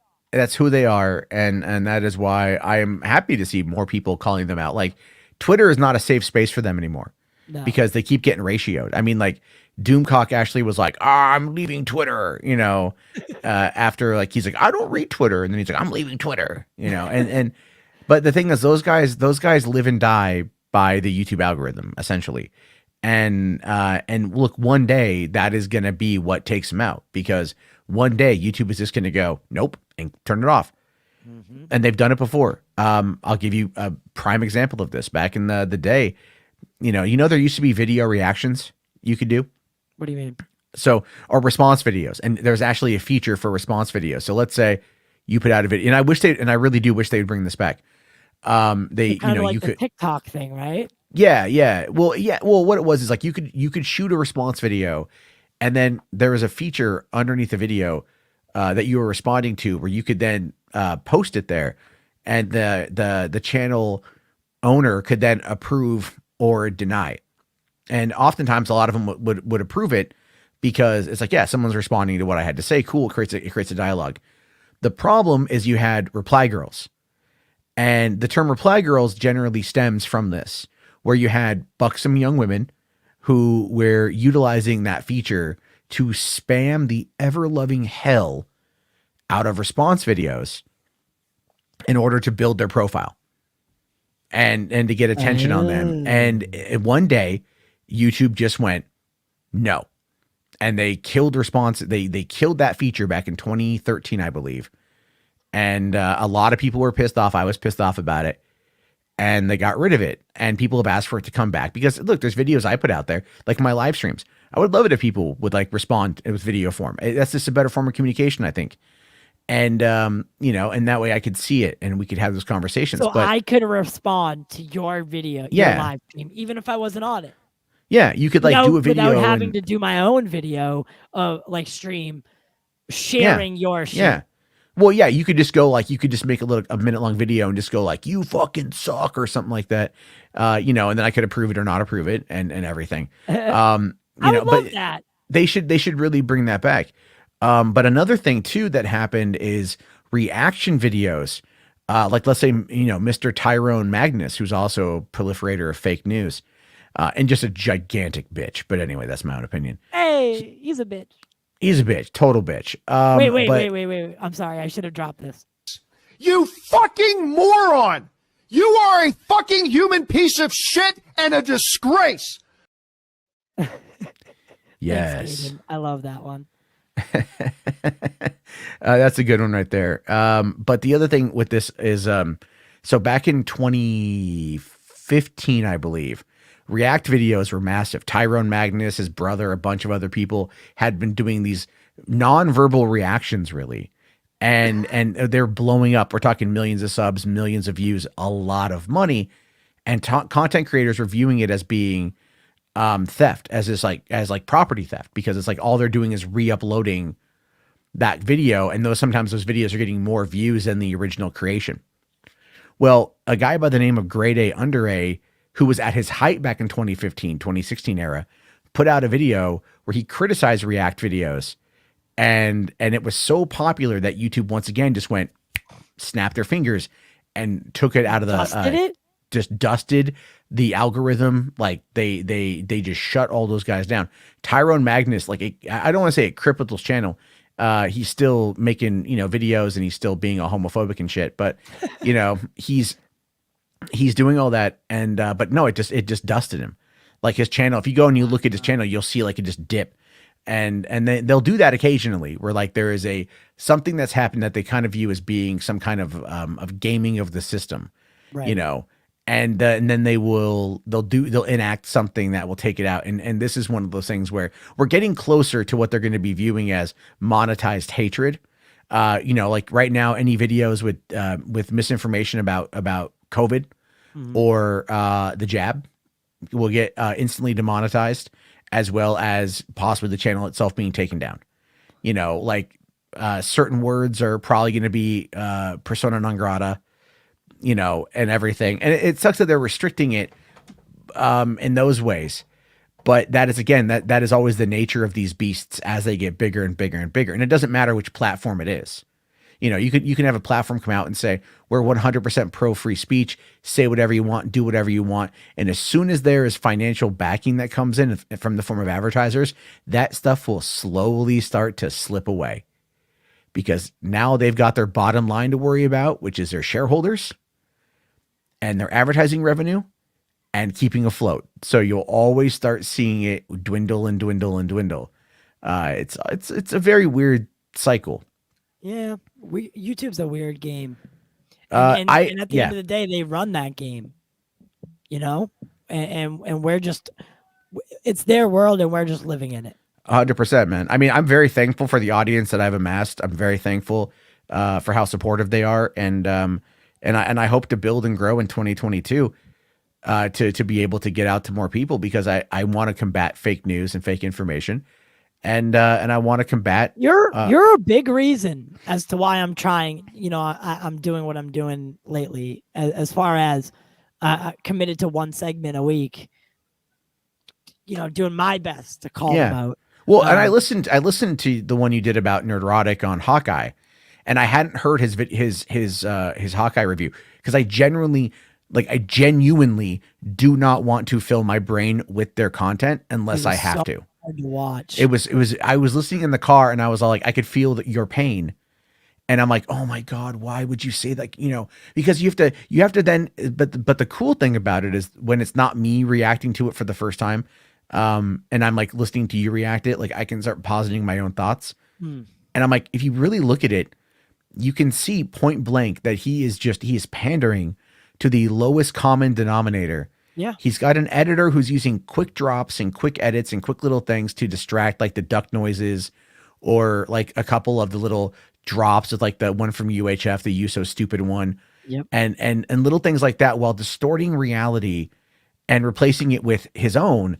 But because he does it in such a duplicitous way, his audience isn't really picking up on it. And it's like, it goes to show you that they really are the Fox News of YouTube online, of YouTube, of online journalism. It's not just them. It's because it's a lot of other people, but they found this way to like just grift on the emotions. And so it's like, take something, focus your energy at it, discredit it to all hell and back, and anyone who likes it, discredit them as well. And eventually you're going to be able to create this narrative where you are effectively that tastemaker. Because remember, they all hated The Mandalorian until they saw it, and then they loved it. And then because again, everyone else loved it too. And then they all hated Cara Dune because she beat Mando in that first opening fight scene between the two of them. That's their god. Yeah. That's their god. So it's like, so there's no integrity. And hey, I see integrity in the chat, but I'm not talking about you. No, there's no integrity with these guys. It's just the same old. We need a narrative, and but I believe, I literally talked about what we were talking about the night before. That's why I did that video specifically, was that we had just proven the night before that they took their Hawkeye flop ratings from what is it, Samba TV? Yeah. And then themselves saying it was a flop. Yep. So like they're so aggravating. And then you look at their videos and it's like 280,000 views and you're just like, oh my God. Like that's why I'm encouraging everybody to speak out against it, because the algorithm is in their favor. Yeah, I mean, and it's like, they don't want to talk. And again, they, like I've said, like as much as I like to push them for a debate, they won't debate because they have nothing to gain, only everything to lose, and that's kind of the whole point, is they'll end up not doing well. So they stick to their echo chamber. But again, the more people say something about it, the more content creators come out and criticize them for these bad takes, the more it does get into the algorithm. And that is how you combat fake news, by pushing real news. And again, like YouTube, I don't want YouTube to come in and like just kneecap everybody, because I don't think that's right. But I feel like, there has to be, I guess, I don't want, they call themselves the Rebellion. Have you seen that shit? Which is the most is that new? Yeah. So in the wake of Gina Carano getting fired, Drunk 3PO created the Rebellion, which is like meant to be like their fight against Disney Star Wars. And it's like, because they view them as the Empire, and they view themselves as the Rebellion. And I'm all like, you bitches get it twisted. Like, you really have it twisted. And I'm not shilling for a mega corporation here. I mean this literally, like, no, you like, guys are the enemy. The Empire. Yeah, like, you guys are the ones pushing all that false information, pushing all the anger, all the hatred, all the bigotry, all the racism, all the misogyny, all the sexism. All of that stuff is what you guys are doing. But you do it in a way that you tell people that you're the good guys. And it's the same mindset that like Fox News does. And I saw Moisture there say that I'm like the MSNBC. Sure, if you want to put me in that camp, yeah, I'm editorial, I'm opinion, but I'm way more fact-based than they are. So sure, I'm the Rachel Maddow to the Tucker Carlson. How about that? All right. I just got to get a haircut. I don't know. I'm still recovering. I'm still very tired. I'm probably gonna wrap it up anyway. So yeah, I got to get back to bed. I was like, no, dude, I'm so thankful for you stopping in. Listen, after you see the movie tomorrow, let me know. Yeah. Let's get together. I got 3 p.m. tickets. I'll be seeing it. You'll be out by, it'll start by at like 6. really 3:30. Yeah. And then you'll be out. You'll probably be home by like 6:30. Yeah, unless I go out doing driving afterward, because I didn't go out last night or tonight because I wasn't feeling well. So all right, if I'm feeling better tomorrow, like, I don't want to go out driving while I'm not feeling well, obviously. If I'm feeling up to it tomorrow, I may not even go to the movies. If I'm coughing, or like whatever, like, I won't go because I don't want to risk getting anyone sick. But I haven't been doing that today, so I should be okay. Okay. Well, let me know what time your thing's going to be. And then, you know what I'll do, if anything? I'll talk to you about it after. I'll talk to you about it tomorrow. But let me know what. Yes, I think it's Spider-Man's best. I mean, Tom Holland's best Spider-Man. Yes, I do. I think it's the best Tom Holland Spider-Man to date. But let me know what time your review is going to be. I'll jump in because I'd like to talk about it on like a legit show, because mine can't come out until a minimum of the 20th, because Jeff won't talk about it before then. So unfortunately, and that's the editor that yes. you're okay. Yeah, he won't do it before then, like for contractual reasons. But no, I get that. Mine can't come out till the 21st. It's looking like. So I would love to talk with you about it, and I'd like to just get it all out there. And if I want, I'll clip some of the show that we do. Sure, I'm okay with that. All right. So thank you all for not showing up tonight, because it was a very fucking slow night because I put Spider-Man in the title. Thank you. As always, thank you to Jarbo. Thank you to Caden. By the way, get out and vote Jarbo for best movie podcast, and Caden because we don't want Oh. Sil to win. Oh, so update. I'm beating Zod. See, by we one. did that By because of two, by today's two. show. That's not hard to do though. That's Dude, not hard to do. it was neck and neck, Caden and It Zod was Rider neck for and best neck. panelist. We can't let that happen. Can't let that Can't. happen. Nope. Zod Rider is a clown, a straight clown. And you can quote me on that. Yeah. Yeah. So, I was anyway. just talking to some people who were like, how is Zod getting anything? I'm like, yeah. well, because you have his best friend with an S saying, go vote for him and I'll drop a scoop for y'all or whatever. Exactly. And that's why Sil can't win best movie podcast. I'll Sil say and his Zod. name. Sil I and Zod. listen, I'm okay with Sil. I don't mind Sil at all. But Zod Rider, I just, Zod Rider. And he perpetuates fucking James Gunn fake tape. He's taking over DC. Yeah. Oh, did you Brothers. see that they did like a 2-hour live stream crying about me last night? Oh, no, They I didn't did? watch that. Oh. one. Yeah, it wasn't just about me, but like I was basically like, it's all like the move The on center of crowd, Oh, right? God. But I was basically like the main person because like they really get mad when I have an opinion. I know Integrity likes Zod, and I don't want to like call. I'm not trying to like alienate anyone. I just don't like his views, and I don't like how he presents everything from his couch. It just Well, doesn't- I mean, like it I is know. what it. I'm I is. joking in that last part. I'll tell you this. He told me yesterday because we got into it on Twitter. He told me yesterday that he's like, my live streams aren't dedicated to like to hating on people or attacking people, and I'm all like, I'm like, Seems dude, like you what you you do do live streams or you call most. people fake fans, and you've attacked people and you've tried to discredit their from having an opinion. So what the fuck do you think that is? Yeah, And I got no response to that. of course. But a live stream happened. So, it's pretty funny. Again, What- vote what for did he me. say? And Zod Rider. First off, what a terror. Yeah, listen. I think the name's pretty weird too. I don't get it. I don't understand what it means. Zod Rider. What the fuck does that mean? Dude, I used to go by Mundane Matt. You know what I This mean? is true. Like it's just and, Why and did I you pick that name? By the okay, way? I have a really kind of funny story about I that. would like to know. Okay, so way back in the day, I used to know a couple guys who were like into the pickup artistry scene. And what happened with that was like I was writing a screenplay for them, adapting one of their short films. And they wanted me to read books on how to be a pickup artist because that was a large part of like one of the characters in the movie.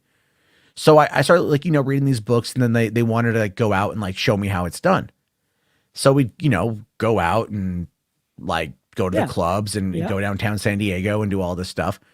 And one of their friends was this guy named Matt, and he was another pickup artist, and he was a good looking dude, nice guy, kind of dumb, but a good looking guy. And, but they called him Mundane Matt, and they called him Mundane Matt because like, he could like, he could never pull it off. He could never close the deal.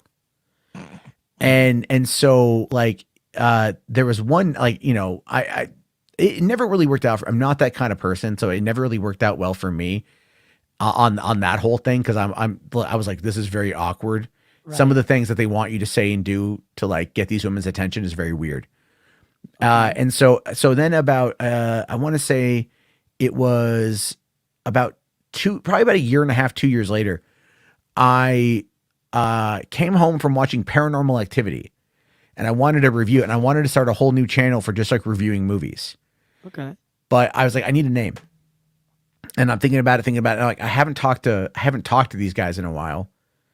So I'm like, but I thought about like, oh, my name's Matt. I'm like, oh, Mundane Matt. I'll just go by the name Mundane Matt. Okay. I just thought, fuck it. I'll just take the name, make it a joke or whatever.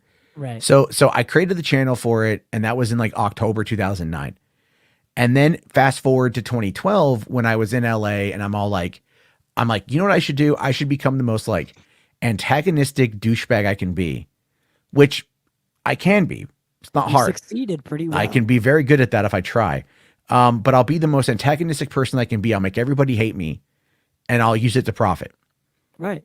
And then I'm like, okay, so I'll do this. I'll respond to everything, but at the time, the partnership program wasn't like open to everybody. You know, like now there's way harsher requirements, but back then it was like, I think like you had to be a channel for like a while or something.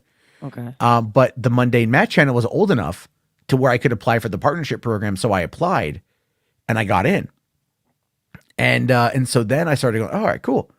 So now I'm because of just the age of the channel, I am able to monetize, and I just started cranking out videos using my iPhone 3G from my Ford Taurus. You know, like, and it would just where be you used to make videos. It was in my Ford Taurus. Yeah, I would go down to the parking lot underneath my apartment complex, you know, and just sit in my car and just like yell into my phone.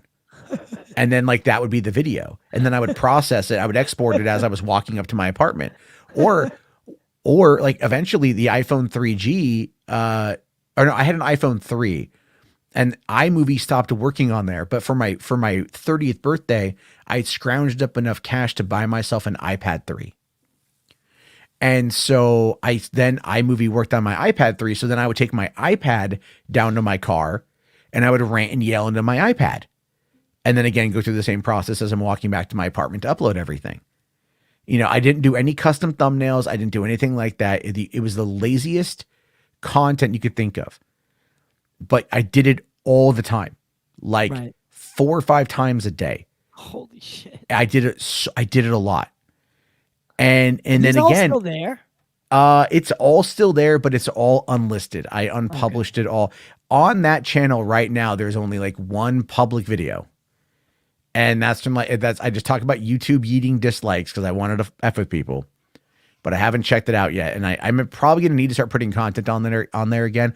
But the thing is that gets attacked, right? It gets attacked, mass downvoted. The comments are all like, why don't you kill yourself? It's like, why put myself through the mental anguish of that? Whereas Hollywood After Dark is pulling in 100 to 120 people a night, which is really good. I know that's not as big as some other people out there, but for me, I'm very happy with that. The support is through the roof. It's been able to allow me to pay off my mortgage every month with what I earn and pay down some bills. So I'm very happy with that and very thankful for that. So it's like, I might as well just focus on that and not worry about the other shit. So yeah. I'm, and that's where we're aiming to get, you know, we're only still very young. But you know, we respect you, man. And, we respect everything that you've been through. Yeah. I'm like the example of what not to do. Yeah. I studied that.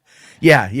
There's a lot of videos about me and what not to do. So yeah, there's a lot of content there where it's funny. Some of it, like a lot of it's not true, but there's some of it that's like full blown, like hour-and-a-half long documentaries about my life. Right, which you had no part in. I had no part in, and it's like a lot of it's misinformation, or like I don't say misinformation like on purpose, but like just like jumping to conclusions and stuff. Isn't that weird to think about though? At a little bit is like out there in the YouTube sphere, people have made videos, hour-and-a-half long videos about just you. Yeah, it's kind of weird, right? Like diving into every facet of my online existence that they are able to find. Yeah, and I'm like, you guys could just also talk to me because like I don't hide any of that shit. Like it's out there for a reason, you know. The only thing that is hidden is that blog that I did. Yeah, and for good reason. I mean, well, one day I'd like to publish it. Because I think it was an interesting. No. I think we're thinking about different things. Oh yeah. No. The blog I did, the daily blog, because I was kind of riffing off of a Kevin Smith thing that he did. Like, 'cause I kept a daily diary for a year, and it's just a snapshot of my life from March 26, 2008 to March 26, 2009, and a lot happened that year. Like a lot happened that year.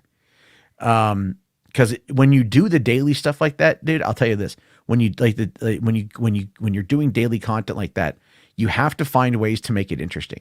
So you will always look for what is the most interesting thing to tell a story about. It's one of the things, believe it or not, that Casey Neistat does. Neistat, when he does his daily blogs or vlogs, he finds like a little thing to tell a story about, and that's what he tells a story about.